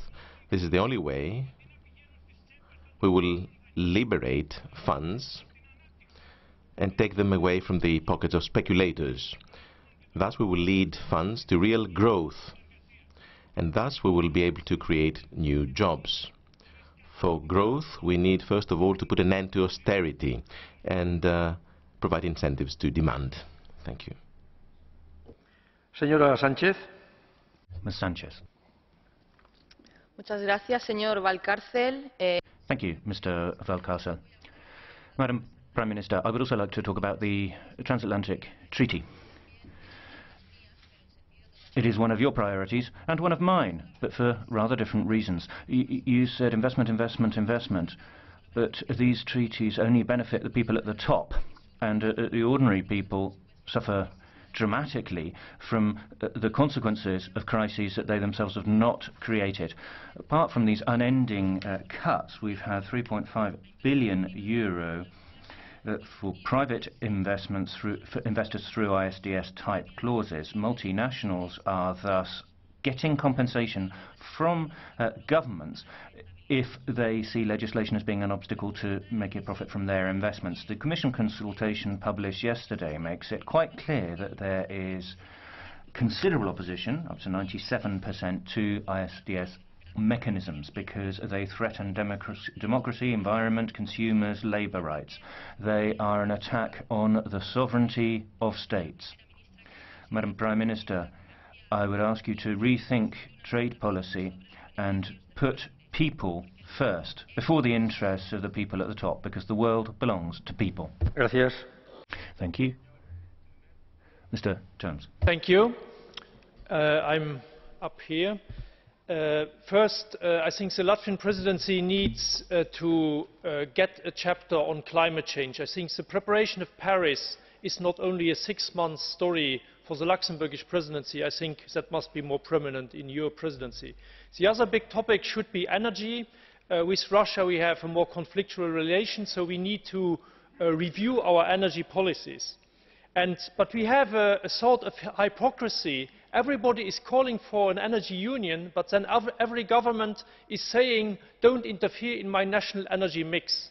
And I think the only way to overcome this blockade is a new style of governance in the energy field, and that new style of governance is regional cooperation in the field of energy. And Latvia has benefited of BEMIP, this program of the European Union where we helped you to get in the regional market, Baltic market, more gas pipelines, more electricity lines. And I think you should, as your presidency, promote this model of regional energy governments, also because we need this for Southeast Europe. We are in a complete political vacuum after Nabucco and South Stream, so regional energy governments is the new governments which we need. Thank you very much. Gracias. Thank you. Ms. KAPPEL. Thank you, Chairman. Prime Minister, with the objectives that you've set out today for the Latvian presidency, in other words, a competitive digital Europe which can play its role in the world, you've set out the points which are at the top of the European agenda. And under the energy chapter, as some people have said, you have a lot of challenges in the first 6 months with the energy agenda. I would recommend that you add another point for your priorities on the agenda, that your country should be shown as best practice. You've managed to get out of the crisis. You've implemented tough savings measures, and you've had a growth of 3.8% last year, whereas the Eurozone was 0.8%. This is a model, and it's an example for the whole of Europe. You should do a road trip throughout Europe to show people how to generate growth and get out of a crisis. Thank you. Gracias. Thank you. Ms. Del Castillo. Thank you very much, Mr. President. Madam Prime Minister, as has been said, we are finding ourselves in exceptional circumstances at the beginning of your presidency with the terrorist attack on Paris that has shaken French citizens, but also citizens throughout the European Union. This fact, I think, makes it imperative for the EU to strengthen common instruments in order to prevent terrorist acts in a more effective way. I must emphasize that common instruments will mean more efficiency in this area. Therefore, it is vital that the European PNR, become a reality as soon as possible. You said that you want to achieve a digital Europe as one of your priorities, and I couldn't agree more. This is vital because for our economy to be competitive, we need to develop digital technologies. We need to build security, confidence, and access to new generation networks. There are 3 proposals that are left over from the last Parliament.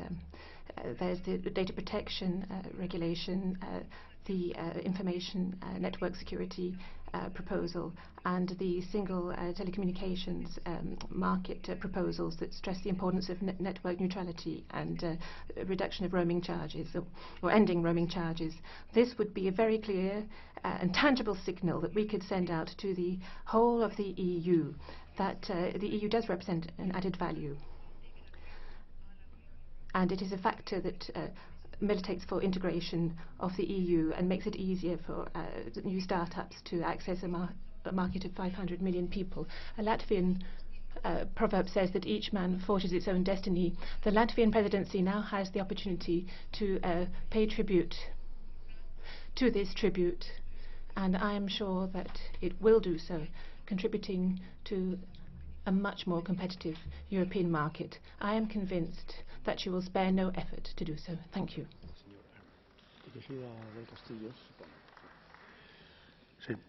Señora del Castillo, hay una... Ms. Del Castillo, there's a blue card. Would you accept it? Arnott? ¿Dónde está? No. Where is he? You mentioned making access for new startups to 500 million consumers easier within the European Union. The problem is, as we see, for example, with the new VAT-MOS regulations, that actually, quite often, we're making things much harder for consumers, where now we have the requirements for VAT for online businesses to be paid to countries across Europe. We're making things harder for businesses. I've got businesses in my constituency coming to me and saying they're going to have to close thanks to new EU legislation. Do you agree that that's unacceptable? Del Castillo. Ms. Del Castillo? I think we must take legislative action where necessary to prevent the kind of fragmentation we have in legislation in the EU in order to achieve a better single market, in this case a digital single market. I was referring specifically to what it would mean to end roaming charges to the less advantaged people in the EU and people with fewer resources, such as startups and SMEs, when they try to access a potential market of 500 million consumers, but they then have to face very high communication costs over the internet. So it was in that sense that I felt that the end of roaming charges would be beneficial to those people and help develop the internal digital market. Garcia. Ms. Garcia. Thank you, President. Madam Prime Minister, Pilar del Castillo referred to a Latvian proverb a moment ago saying that each man can forge his own destiny. I would prefer to say each man and each woman. And It is indeed the topic of equality that I would like to talk about now. The topic on the agenda is the presidency programme. I haven't seen very many references to the need to push equality policy forward for the EU. There are a few references to equality and cooperation, and there is a section on women on boards. That's something that we had a debate on yesterday. But there are a lot of other issues that I think the presidency should be taking forward. Gender violence is a scourge of society in Europe. Reconciling work and family life. Women are in the front line of the crisis and are the first people to suffer cuts in public services. Fundamental rights for women. A question for you, Madam Prime Minister. Can you set up a working group in the presidency trio to try to push parental leave and maternity leave issues forward? That's vital for the people of Europe to take our rights forward, and it's a challenge that we could face up to right away. Ms. Garcia, you have a blue card from Mr. Etheridge. Can you accept it? Mr. Etheridge.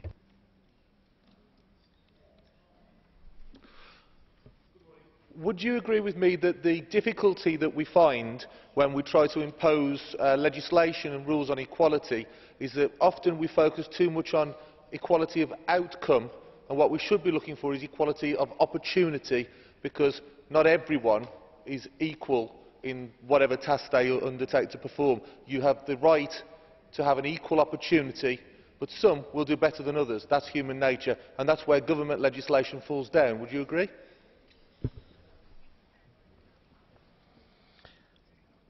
Ms. Garcia.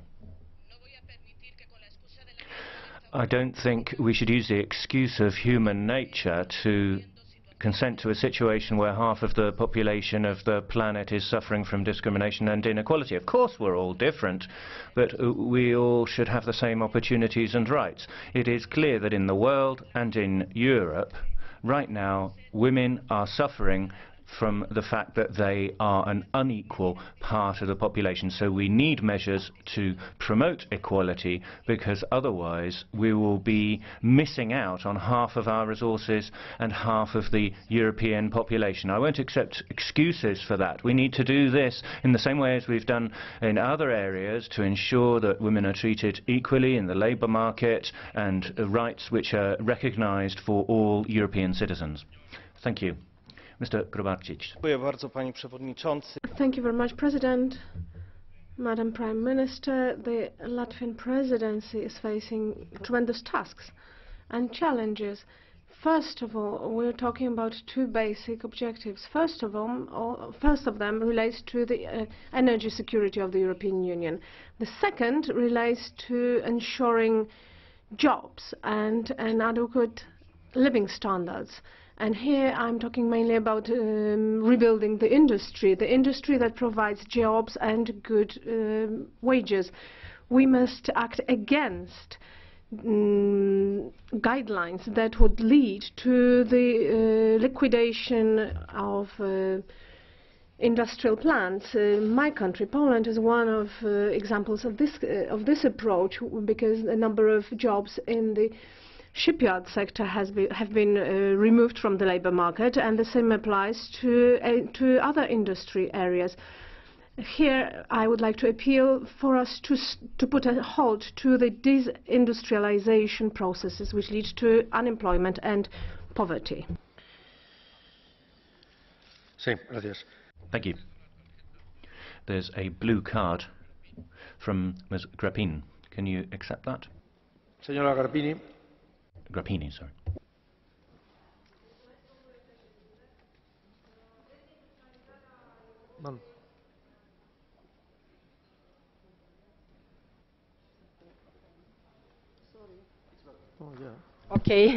Mulțumesc, domnule președinte. Adevărat, dezindustrializarea Europei a dus la scăderea locurilor de muncă și Thank you. It's true that deindustrialization in Europe has led to a fall in employment, and we are all concerned about that. But my question is this: should we not adopt rules to protect the single market in the EU, to protect trade, our trade, because we can't increase the number of jobs in industry if we don't have a market, and we don't have a market because the European single market is not protected. I fully agree with you, madam, and we want to see good conditions that would allow for the European Union to develop on equal terms.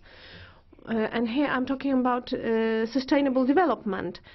We must not agree to a situation whereby in the poorer countries the law provides certain incentives to industry and the establishment of new jobs, and in other member states the same regulations ban such approach. Thank you. Gracias. Thank you. Mr. de GRAAFF. Dank, voorzitter. Thank you, Mr. President. The appalling events in Paris and Nigeria last week have made it painfully clear that Islamist terrorism reaches from the heart of Africa to the heart of Europe. It sows death and destruction in its ruthless urge to subject the whole world to the Islamist caliphate. Therefore, the Latvian presidency should take the fight against Islamist extremism as its watchword. I call on the President in office to step up cooperation with Israel and Egypt, the two states that can help provide stability in the Middle East.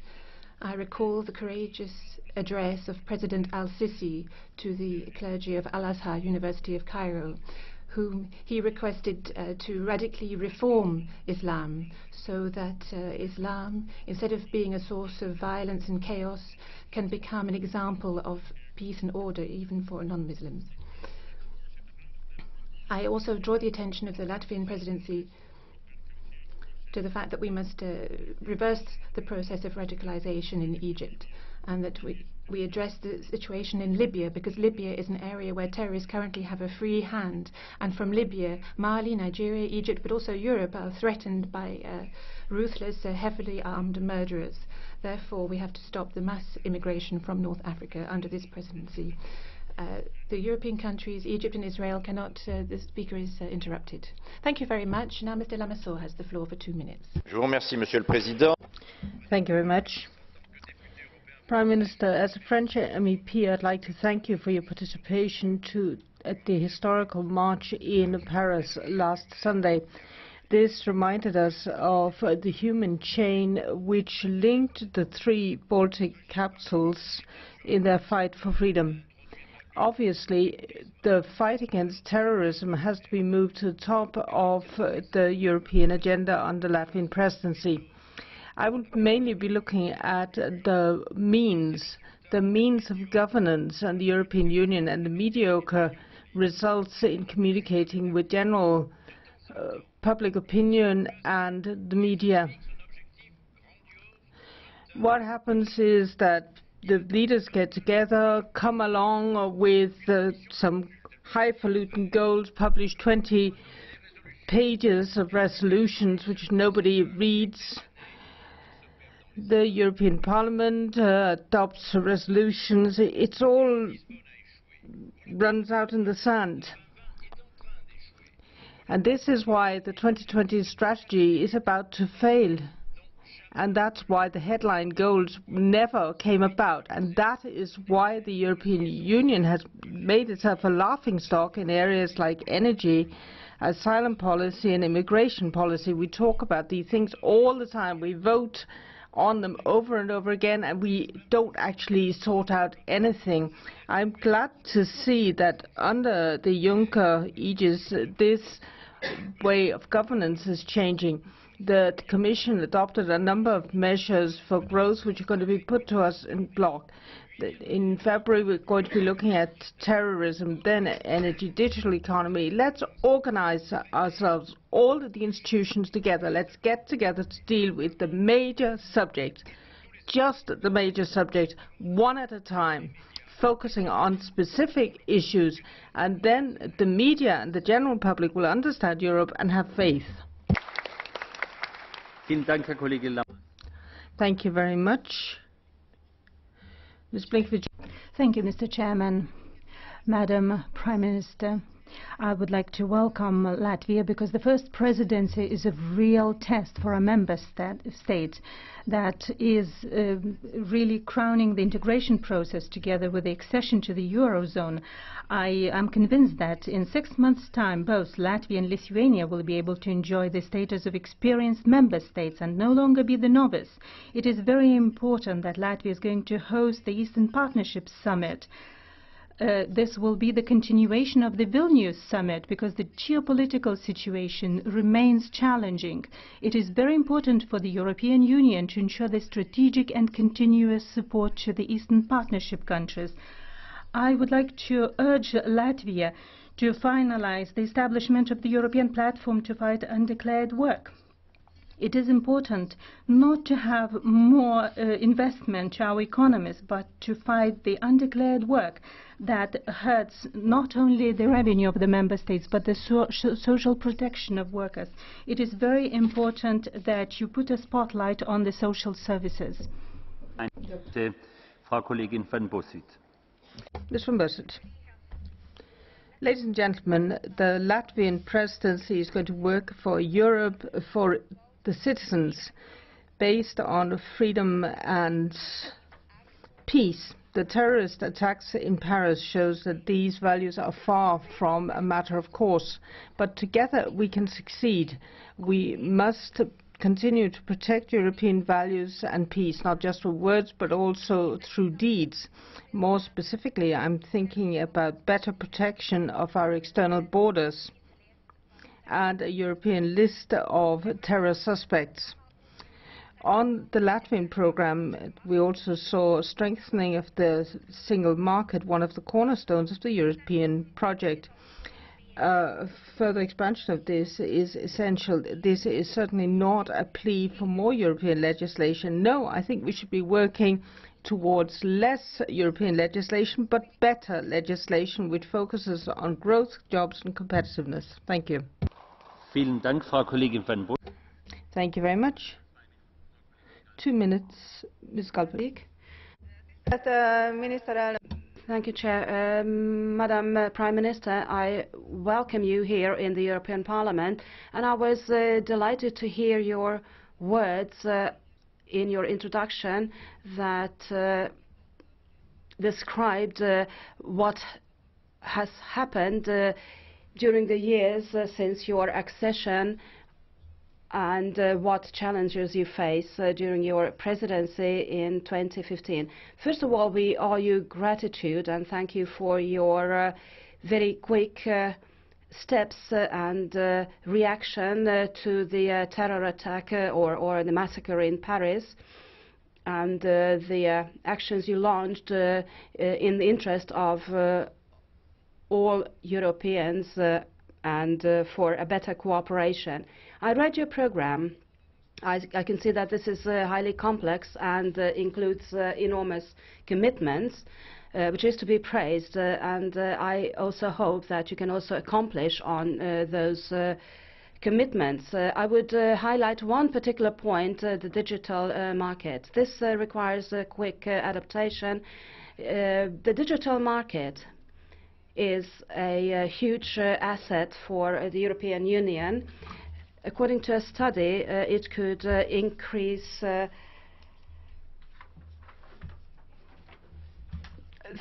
GDP of the 28 member states by 520 million euros, and not exploiting this opportunity would be a big mistake. So therefore we should focus, among many other things, that we make best use of this potential.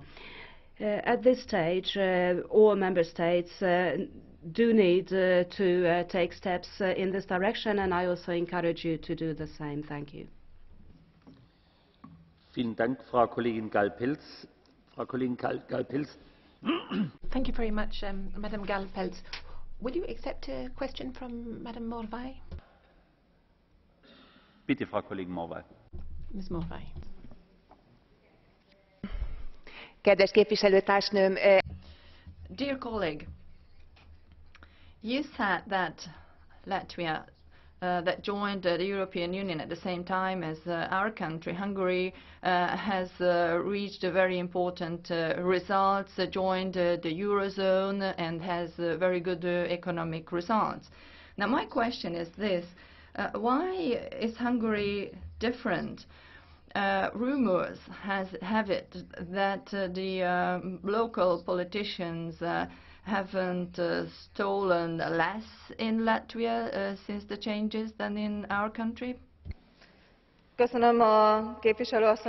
Thank you for your question. As you very well know, there is no one size fits for all. When we joined the EU, we also had high hopes. We also had a deadline for joining the Eurozone, and in 2002 there was a disruption in our history or in our economy, and we were hit by the crisis much earlier due to the activities of the socialist governments. Hungary almost slumped into a crisis, and this is why we are here. A further question is requested by Mr. Sani. Go ahead, Mr. Sani. Thank you very much for this opportunity. I would like to ask Vice President about the digital market. You have mentioned the importance of the digital market. Do you think the idea of a digital union is a good idea, covering all countries with the same rules? Thank you. Go ahead, please. Thank you very much for your question. Well, we are lagging behind as far as the digital market is concerned compared to the US, for instance. I think that we've got to be very moderate, and we have to proceed step by step in this field. Obviously, we could take a big step ahead, but I would be quite happy if during this period or during the next 7 years we could focus on the digital market as far as the various politics are concerned. Thank you very much. Thank you very much, Ms. Galpels. I now give the floor to Ms. Mitzi for 1 minute. Mr. President, Prime Minister, the Latvian presidency will start at a difficult time where the instability of the Middle Eastern countries and the countries in our south, as well as the extremists and terrorists, are seriously concerning our citizens. I appreciate that the Latvian presidency set as its priority the commitment and the global references to address migration with respect to solidarity and responsibility. However, apparently, the Latvian presidency has somewhat given more importance to the eastern issues and not the Mediterranean. Therefore, I would like to ask, how will you address political challenges such as environment and security, which directly impact Malta and Italy and Greece? We will seriously see action taken with regards to burden sharing, or will this remain just good but hollow words? With regards to Frontex, will the presidency ensure whether we should include African countries? It is essential that the momentum gained by the Italian presidency will increase. Now, Ms. Suica for 2 minutes. Thank you. Thank you, Madam Prime Minister. If there is a country that actually deserves to see its achievements discussed, then it's definitely Latvia, 25 years after having gained your independence. I would like to congratulate you on your results. I fully understand your path. I come from Croatia that also had to gain its independence, although our path was a bit more complex than yours. I would like to thank you for your presentation, and I would like to thank you for having explained the priorities of your presidency. However, bearing in mind the situation in which we are now, and bearing in mind the situation in Paris, and connecting those to the priorities that you mentioned, and this is a higher level of solidarity, a higher level of humanity, I would just like to say that I believe that you are going in the right direction. Still, without strong economy, Europe will not go in the right direction.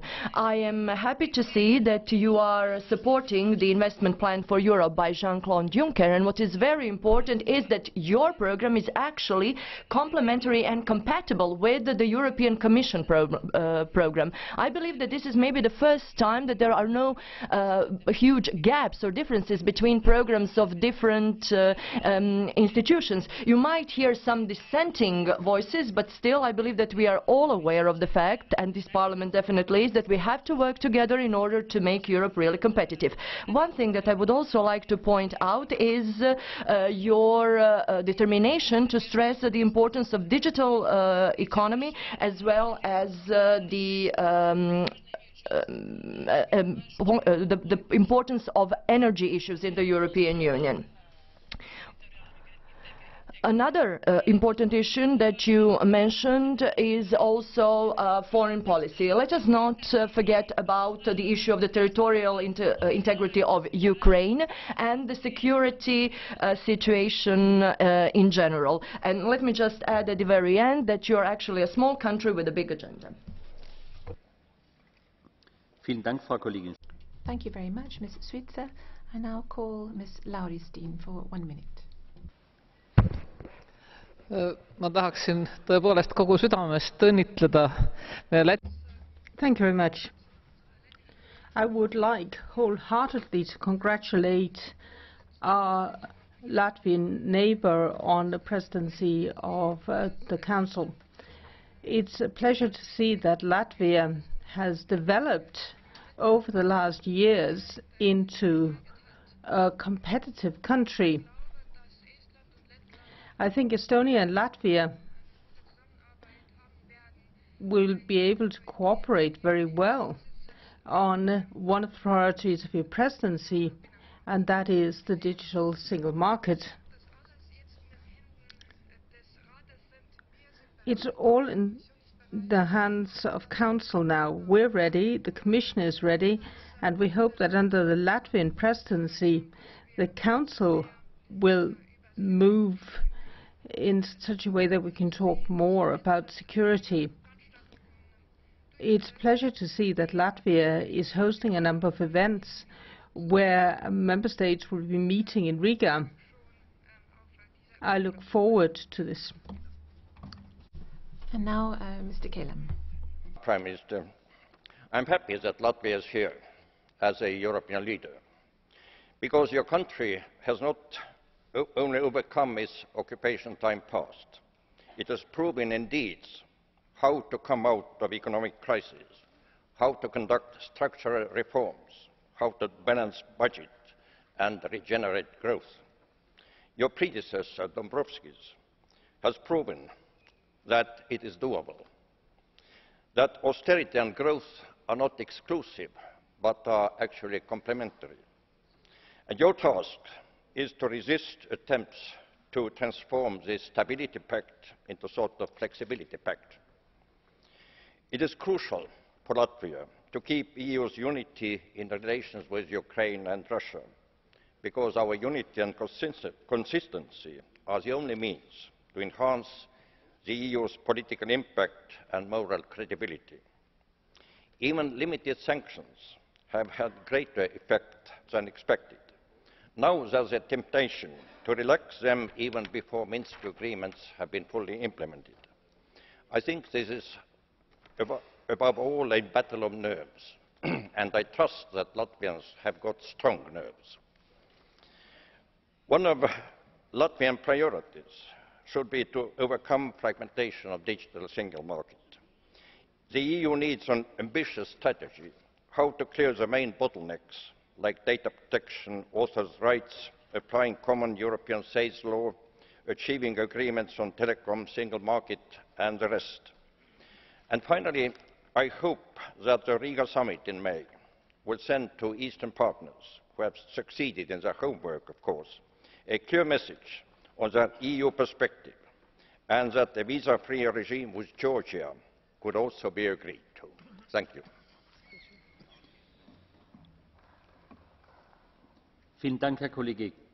Thank you very much, Mr. Kelam. Would you allow a question from Mr. Chrysophonos? Go ahead. Ως παράδειγμα για το ότι growth and fiscal stability can be combined. Well, I'm afraid you may be ignoring that Latvia started with almost non-existent debt back in time, about 80% of its GDP, and nowadays we're talking about a debt of more than 40%. If you had started at 100%, the explosion of the debt because of the austerity and the reduction of the GDP would have pushed you out of the markets. So your adaptation would have been impossible, utterly impossible. For this question, but I think it's too about balancing economic policy.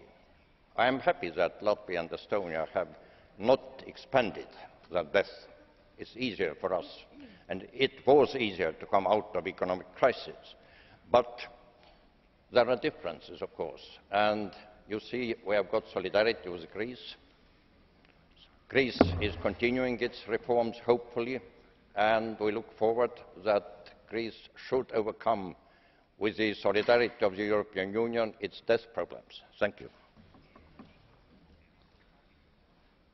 Thank you very much, Mr. Kelam. And now Ms. Wilmot has the floor for 1 minute.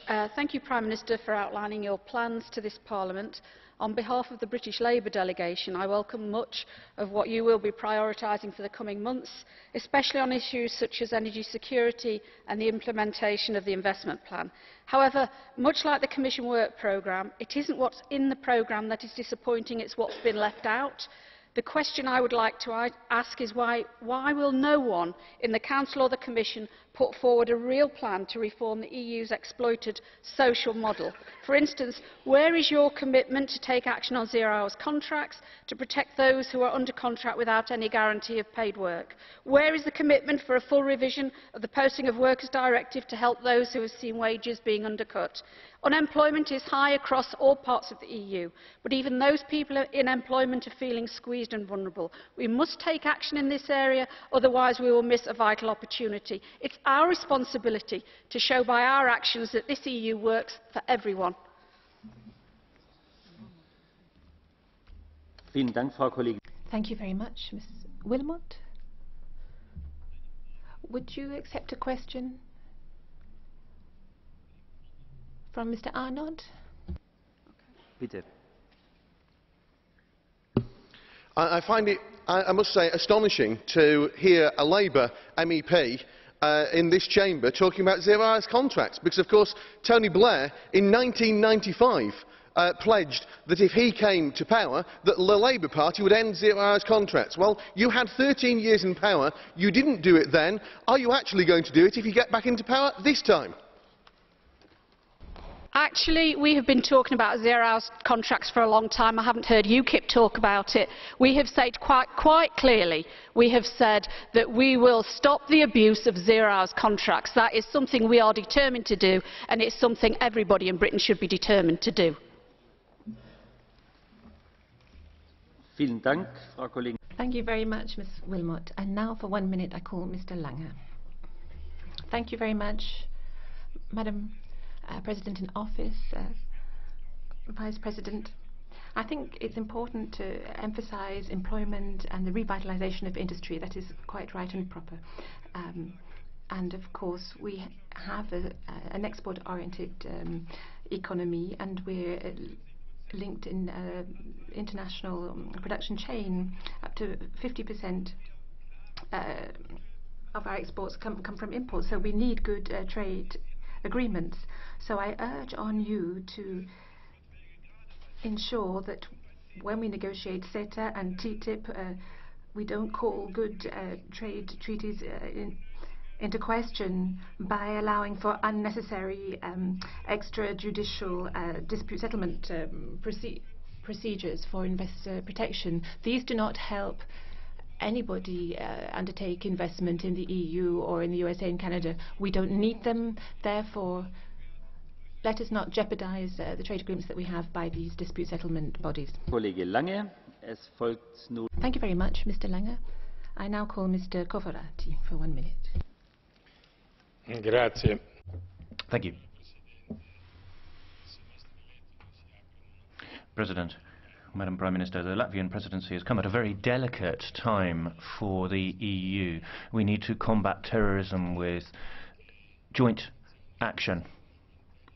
And I hope you will be basing your work on intelligence and a culture of freedom, consolidating a culture of freedom. Fundamental freedoms for European citizens appear to be at stake. If we now start infringing or curtailing rights, we won't be strengthening freedom. We need to come together to face the challenge of growth. The EU has not come out of the major crisis that it entered. We need targeted policies and flexibility in management of public expenditure and public accounts in each member state. We do need a clear framework, but we need to have some degree of flexibility and agility. We need growth for our children. Your presidency will be vital in that light too. Thank you very much, Mr. Cofferati. The next speaker is Ms. Fajon for 1 minute. Thank you very much, Chair. Latvia is starting its way with a certain bitterness, not on your behalf or due to you, Mrs. Prime Minister, but we will have to add a global social dimension to your program as we are faced with increasing extremism, radicalization and many worrying elements. We have to look for the reasons for such events within our societies. It is a blow to draw our attention to the fact that we are not paying much attention to the issues of immigrants, their interaction with our societies, their integration. We have to put more effort into reconciliation and pacifying the relations with the Muslim world. And maybe the recognition of Palestine would be the first decisive step in this direction. I was shocked by the reports about the increasing violence in schools, by declining of certain schools to participate in the 1 minute of silence honoring the victims, and the austerity measures seem to have a detrimental effect, especially on education and social welfare, which is detrimental to our societies as a whole. Thank you very much. Thank you very much, Ms. Fajon. I now call Ms. Toia. 1 minute.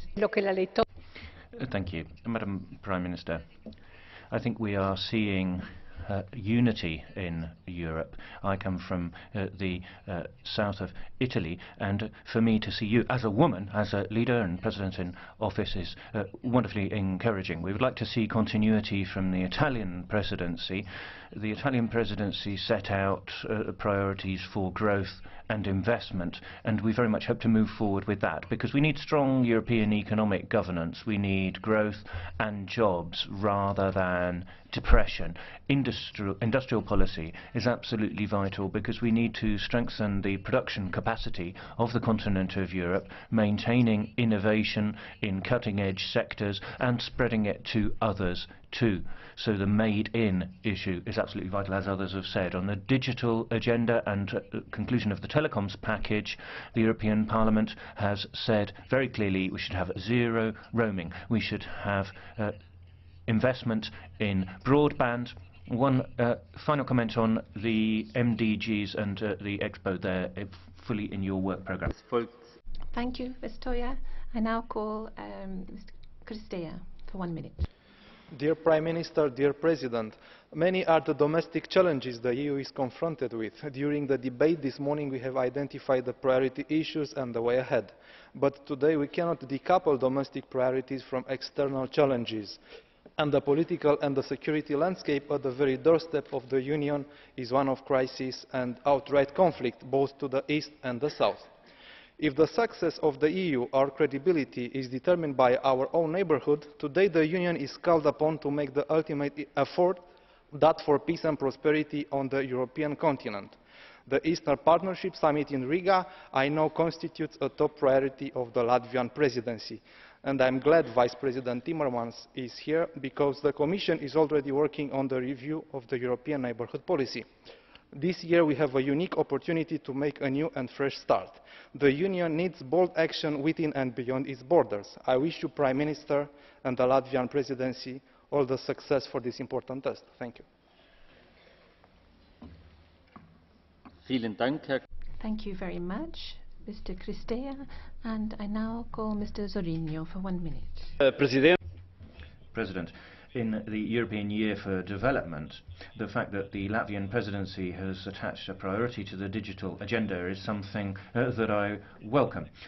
We shouldn't see the digital agenda as only being about technology, though. It's also about energy, and there's also a digital platform that the EU needs to find responses to the challenges of growth, employment, competitiveness and security. The EU lost out in the current technological cycle that's coming to an end.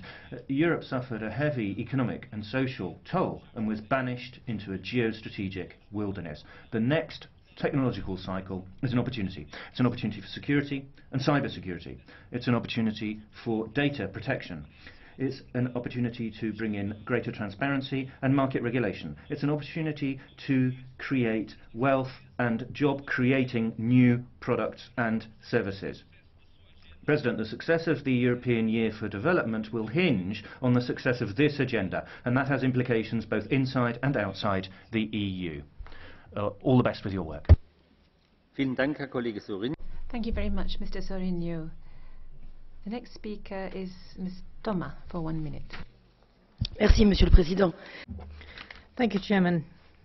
Prime Minister, the successfulness of the investment plan in order to launch recovery is something which is at the top of your list, and I'm happy about that. But we need fresh money to come in, and that's very difficult to raise. For years now, we've been calling on the Council to recognize the urgency with finding own resources.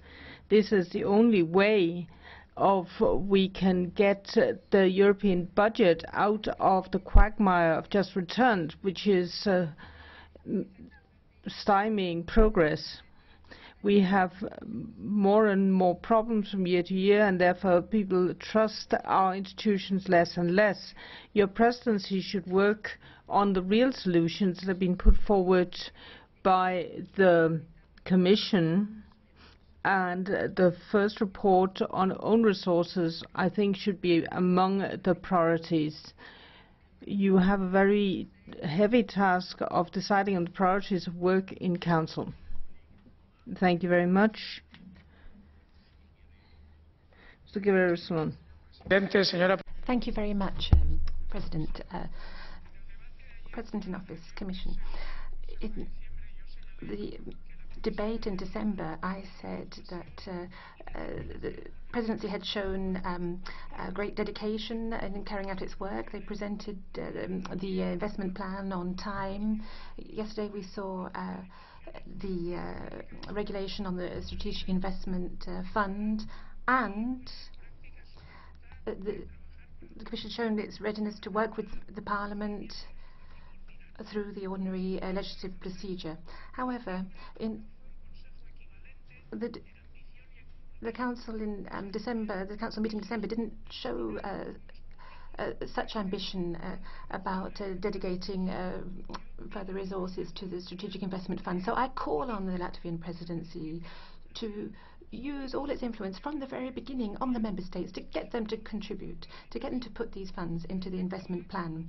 With regard to the European Year of Development, this is happening precisely during your presidency. You have to prepare for two vitally important summits for development. There's the summit on climate change in Paris and the summit at the end of the year in New York on the post-2015 goals. As standing rapporteur of the European Parliament for humanitarian aid, I would like to underscore the need to include humanitarian aid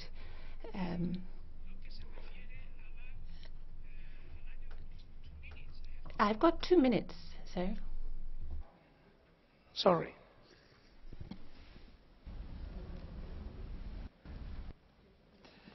Thank you very much, and thank you for understanding. I said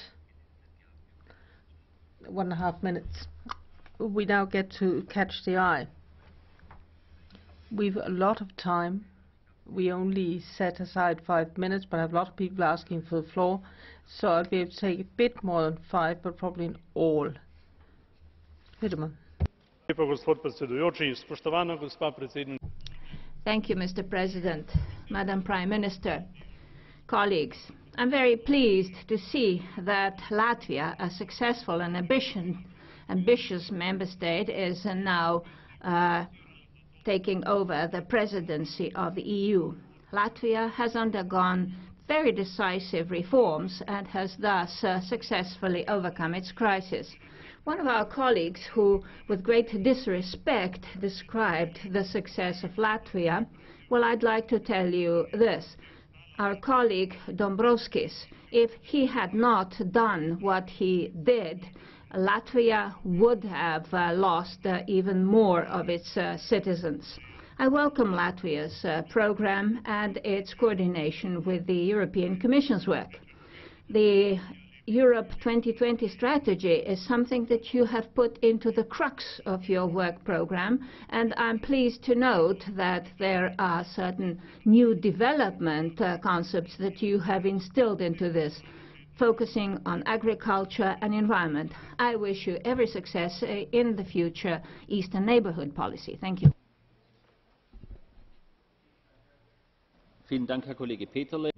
Thank you. Mr. Mavridis.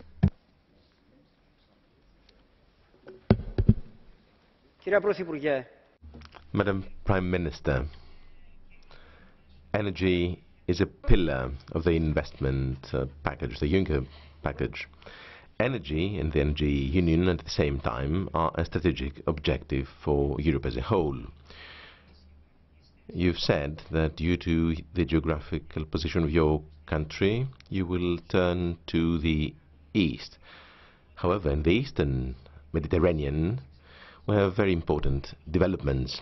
A member state, the Republic of Cyprus, of which one-third of its territory is occupied by Turkey, is trying to fathom the possibilities of extracting oil and gas in order to defend the strategic interests of the European Union.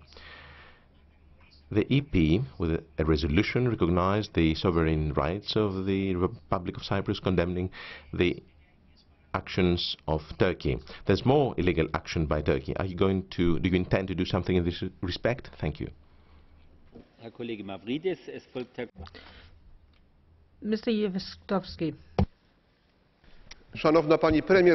Madam Prime Minister, I would also like to thank you very much, and I would like to congratulate you on this brief and very well-founded presentation and statement. I'm very happy to see that a nation that managed to get free from the Soviet oppression now can be at the helm of the European Union. And I'm very happy to know that you are underscoring the value of the European Eastern policy, saying very openly that the European security, European solidarity is under threat from Russian imperialism. And this is not, as one of our colleagues said, this is not calling to war. This is a realistic and based on solidarity response to the threats, not only to Eastern Europe, but also to the entire old continent. Thank you very much for these words. Indeed, your statement was well-founded and brief, and I would like to above all, congratulate you on your statement concerning streamlined and clear legislation. Thank you. Thank you very much. Mr. Faria.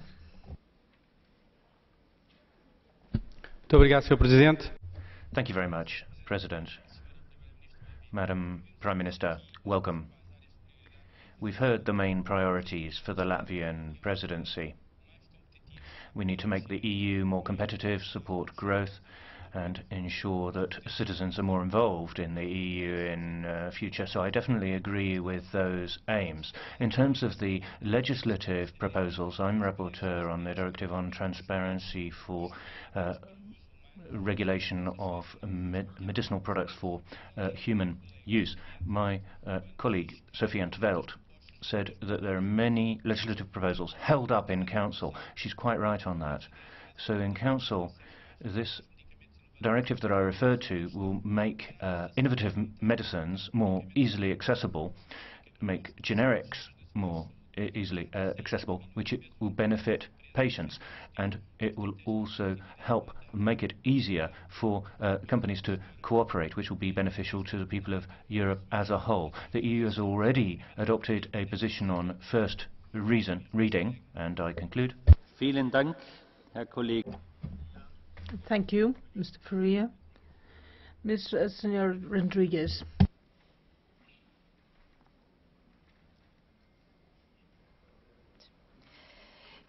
Obrigada, Senhor Presidente. Thank you, President.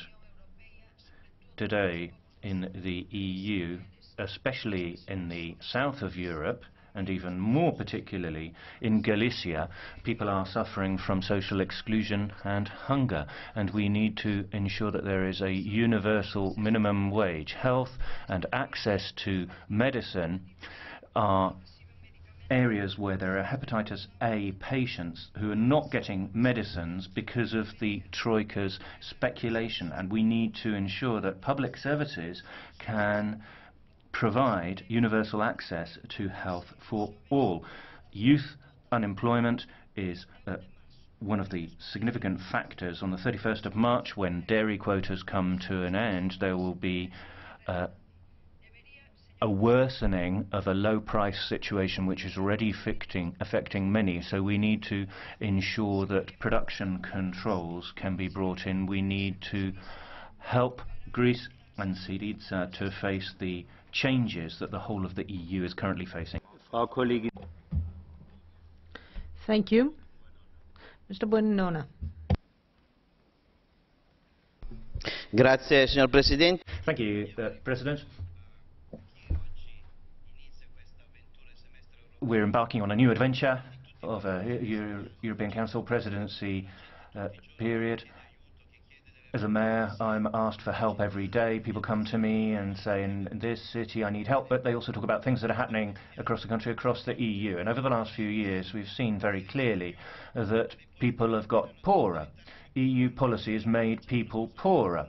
So, couldn't we do something very tangible? You know that over the last few months and the last few years, we haven't been able to eat so much meat, and that there's been people have been buying eggs because they're cheaper. If you don't know what meat is, look, here's some meat, and people in Europe can't eat this that I've got in my hand anymore because it's a mirage. They haven't got the money. What they eat is this that I have in my other hand, eggs. So we need policies to help the little people, families, ordinary people, people who can't buy this, the meat, and we need to move away from the situation where all they're eating is this, the eggs.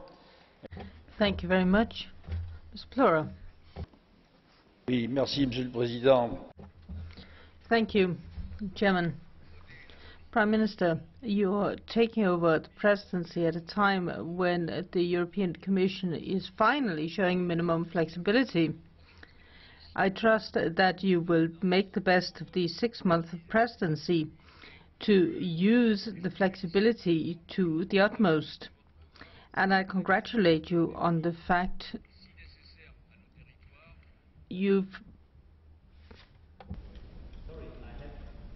Sorry, I have not given you the floor. Mr. Plura, colleague Plura.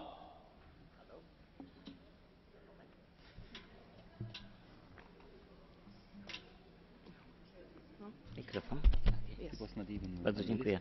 Szanowna Pani Premier. Thank you very much, Madam Prime Minister. I'm happy to see that the Latvian presidency is taking into account human rights and social inclusion as a part of its priorities, and that you wish to work on the issues of the handicapped citizens. And I also hope that your work will lead to the implementation of the European Charter of the Handicapped Persons. Thanks to this card, handicapped people would be able to make full use of all services provided throughout the European Union, which would make it more accessible for this group of European citizens to move freely across borders. And I hope that this card will be on the agenda of the high-level summit on disabilities, which will take place in May. Thank you. Vielen Dank, Herr Kollege. Thank you, Mr. Plura. Ms. Gill. Thank you, President. And President and Council, my congratulations to Latvia for taking over the first presidency of the EU. And Prime Minister, I welcome your programme and in particular the importance you placed on the financial services sector and the need to get the framework right. However, as a rapporteur for the money market funds, I'm disappointed not to see this more clearly in your programme. This is an important legislation that has been on the table since September 2013, and the main concerns and possible solutions are well established. The Econ Committee of this House will vote on this in March this year. Therefore, I would like your commitment that your presidency will work with us to conclude on this issue. And a quick second point, you place great emphasis on developing relations with Central Asia. I would ask you to expand this to whole of Asia, especially India and China, and I hope you will set the framework for re-establishing EU-India summits. Thank you. Vielen Dank, Frau Kollegin. Thank you, Ms. Gill. Mr. Hetman. Szanowni Państwo, w najbliższym półroczu.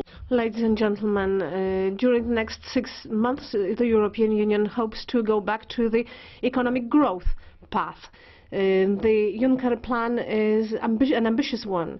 The European Union will need to establish its strategic investment fund, which is an ambitious task in itself.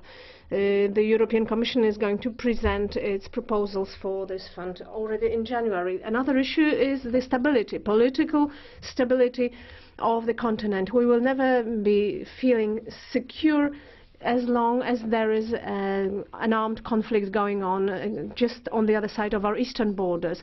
I do agree that we need to strengthen and perhaps reformulate the neighbourhood policy, and the summit in May will play a key role in this respect. Latvia has presented a good, reasonable programme and good, reasonable priorities. Every action, in order to be effective, will need to take into account the support of all other institutions. Thank you. Vielen Dank, Herr Kollege Hetman. Thank you. Ms. Vlasikova-Benova. Thank you very much, President, Prime Minister. I too would like to congratulate you on assuming the presidency. My country, the Slovak Republic, will be in that position in 2016 for the first time. This situation in Europe at present is very dramatic in terms of foreign policy as well as economic and social matters. We're facing a difficult situation in Greece, in Ukraine. All this is going to be part and parcel of your agenda, and you are going to have to deal with that even more urgently than the noble idea of digital economy, which is on your agenda. I would like to express my best wishes for success, because we need to demonstrate for our EU citizens that we're doing something for their sake. What we're talking about has not only a bureaucratic dimension, but direct implications for their lives. I come from a country where the situation of the employed and wages are not as high and good as in Western Europe, and I'm hoping that the situation would be improving here too. We would greatly appreciate that in Slovakia. Thank you. Thank you very much. That's the end of the Catch the Eye procedure. I will now give the floor to Vice President Timmermans.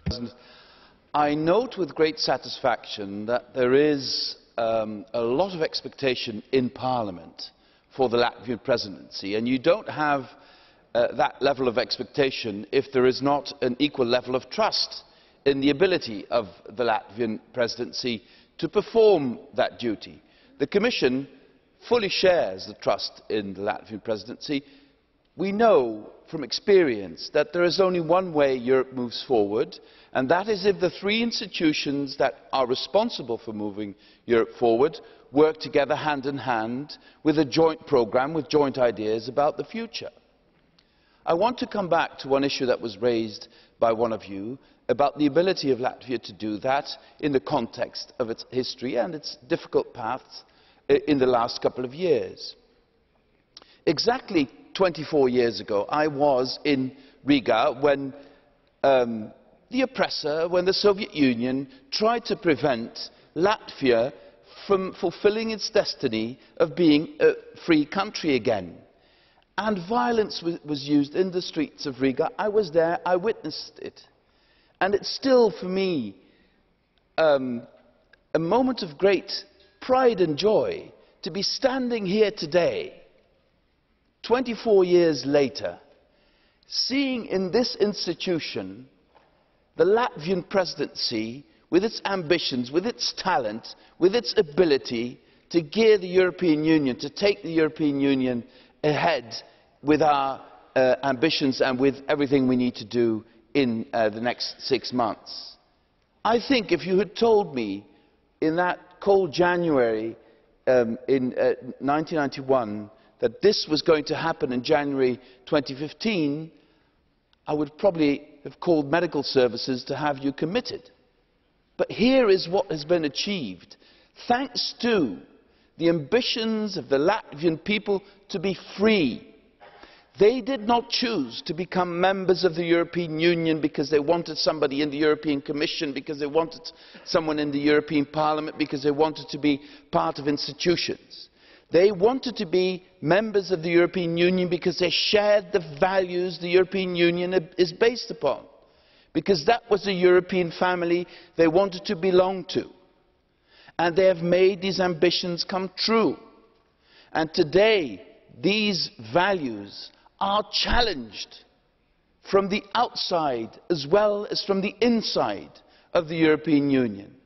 And the ambition of the Latvian presidency, mirrored by the ambition I hear today in Parliament and mirrored by the ambition of the European Commission, is to face these challenges and to give an answer to these challenges, to make sure that more people get jobs in Europe, to make sure that our rule of law is strengthened in Europe, to make sure that we are stronger to face outside threats in Europe, to make sure that we use the potential of the energy union, of the digital single market, of all these things that will create a stronger economy of Europe. And I want to conclude by saying that the Commission has full trust in the excellence of the Latvian presidency to actually deliver what all of us here today want for the European Union. Thank you very much, Mr. President. Vielen Dank, Herr Kommissar. Thank you very much, Commissioner Timmermans. Finally, Prime Minister Straujuma on behalf of the Council.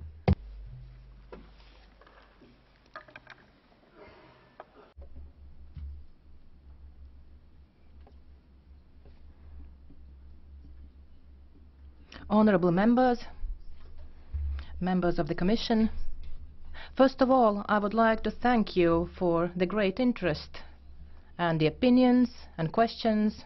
I would like to thank Mr. Timmermans for the reminder about the events of January in Riga. I know that he himself was in a place where we had a lot of shooting going on, so this was really an emotional moment.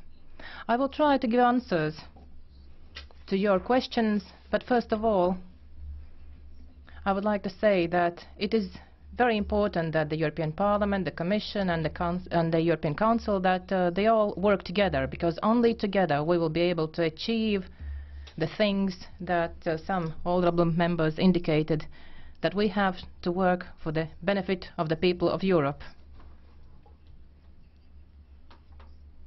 I will group my answers in 3 groups. First will be the security, then global engaged Europe, and thirdly the growth. So, about the security. It is our common responsibility to give answers to security challenges. And I believe that the Schengen system and the free movement of persons, these are the basic principles. There are members who would like to stop the Schengen agreement, but I don't agree with them, because if we do that, we demonstrate our weakness, and we will show to those who attack our values that they can get the upper hand and they can win. I can only repeat what Mr. Pittella said about the Schengen agreement. With regard to PNR data, I would like to ask you to review this issue once again. Of course, we understand that there are politically sensitive elements in this issue. We can discuss the modalities, but we do have to take action. With regard to engaged Europe, I absolutely agree that we have to pay equal attention to our neighbors in the east and the west. I would like to repeat once again, the Russian aggression in Ukraine is not only a bilateral question between Russia and Ukraine, it is also a question about the security of Europe and the whole world. The best way to solve this crisis, it is to maintain the unity of the European Union. That should be our answer. Europe and the European Union has to stand by its principles. We believe that we have to work in three directions. First of all, we have to give practical and political support to Ukraine and other Eastern Partnership countries. Of course, we expect also reforms to be completed in those countries. Secondly, we have to work with Russia, we have to continue the diplomatic dialogue, and we have to exert pressure to ask to fulfill Minsk agreement and abide by international law. And we have to ensure our internal and external security. During our presidency, we will try to engage in a political process. We will look for a sustainable and peaceful solution to the conflict in Ukraine by respecting its territorial integrity and independence. It is important for all of us and also for Russia to have a stable and strong Ukraine. And here I want to thank the Commission, which already has taken steps in this direction this year. We have to give support to the economy of Ukraine. Now, Mr. Papadimoulis asked a question about the transatlantic trade agreement, TTP. We believe that the TTIP agreement has to be a mutually beneficial agreement. Both sides have to be equal partners, that is, the European Union and the USA. Considering the growing interest of the public about the TTIP agreement, we will actively engage in discussions with the Commission, and we will make sure that they are reflected, communicated to the public. It is very important to communicate with the public, and we have to ensure greater transparency with regard to these discussions and this issue. Now, about the growth. As some honourable members already indicated, and the Commission expressed its support, in the next few years we have to ensure structural reforms and fiscal responsibility and investments in Europe. That should be the basis of our growth. The investments and social dimension are two mutually connected things. If there's no growth, then any country has a difficulty to be a social country. That's why we have to think about both dimensions at the same time. We have talked long about the investments theoretically, and today I would like to congratulate the Commission and Mr. Jean-Claude Juncker, because the Commission has come up with a proposal for investments in the European Union, and it is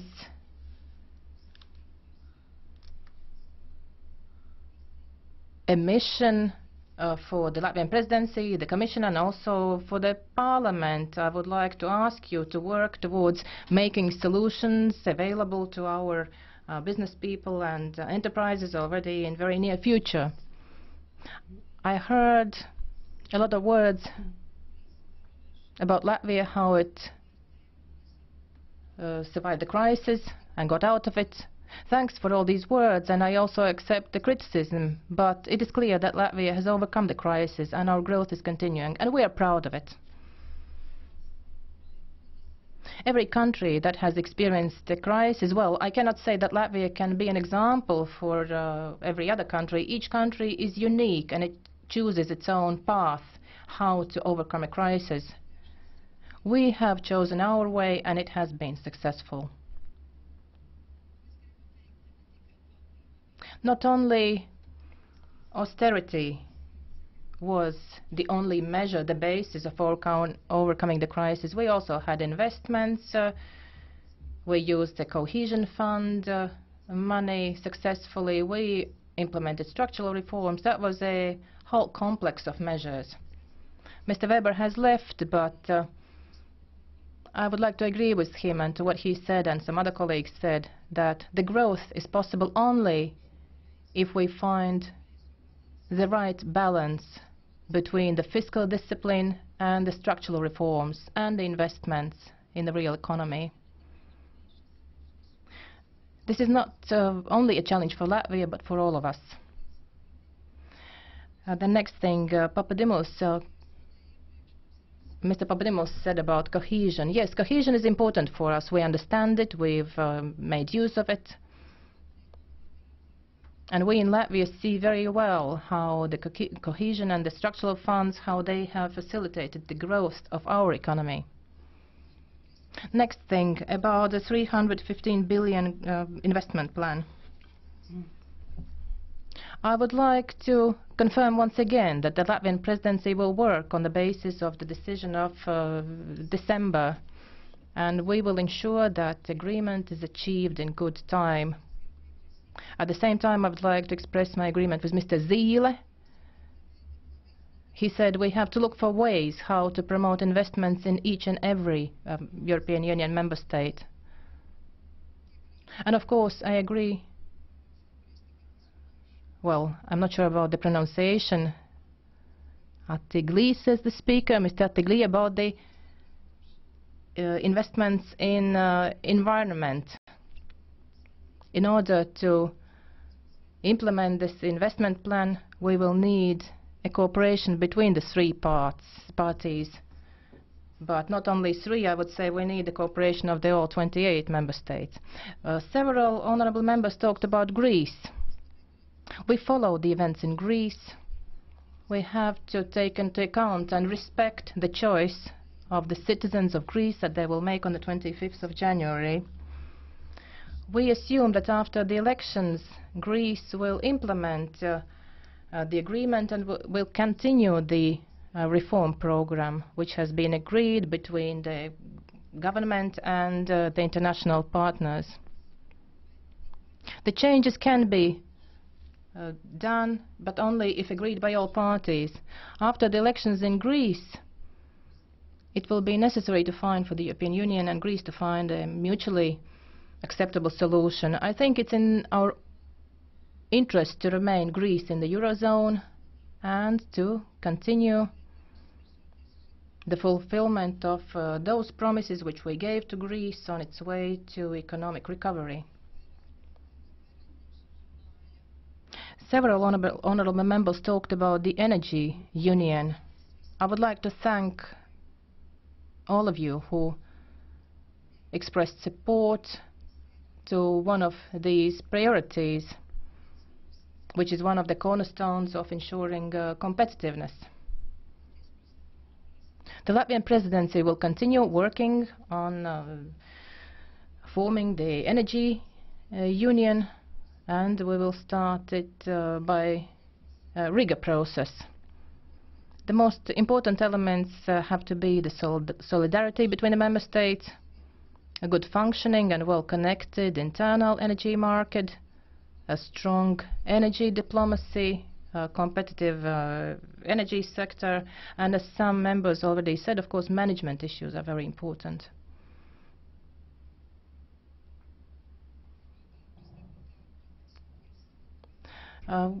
I would like to reply to Sofia Inetveldt and Del Castillo about the single telecommunications market. So we will continue working on the proposal and we will try to achieve compromise in the Council. I understand it will not be easy, but the future work has to be focused on those elements of the proposal which will give added value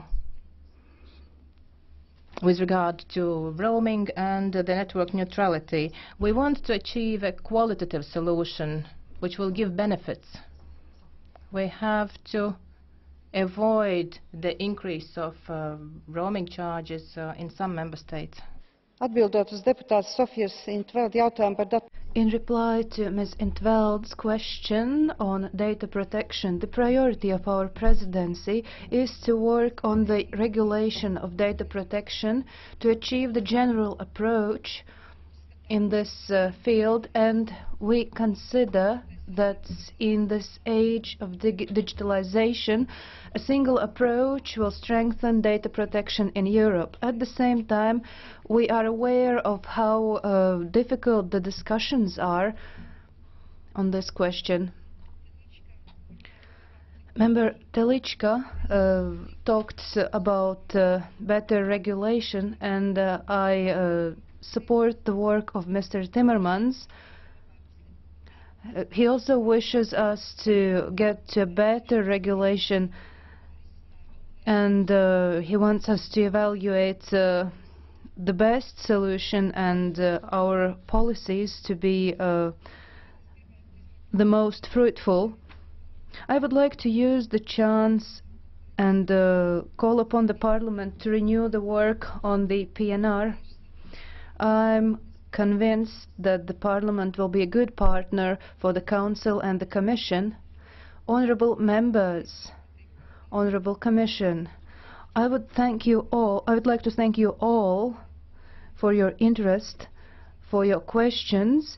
They will inspire the Presidency in its future work.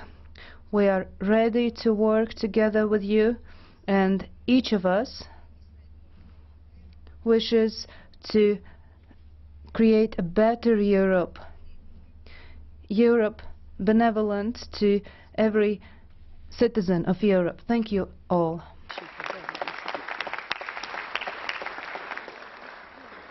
Vielen Dank, Frau Ministerpräsidentin. Thank you very much. That concludes the session. Normally at this time there's a lot more noise. I think everybody knows that there are no votes today, so we'll break until 3 p.m.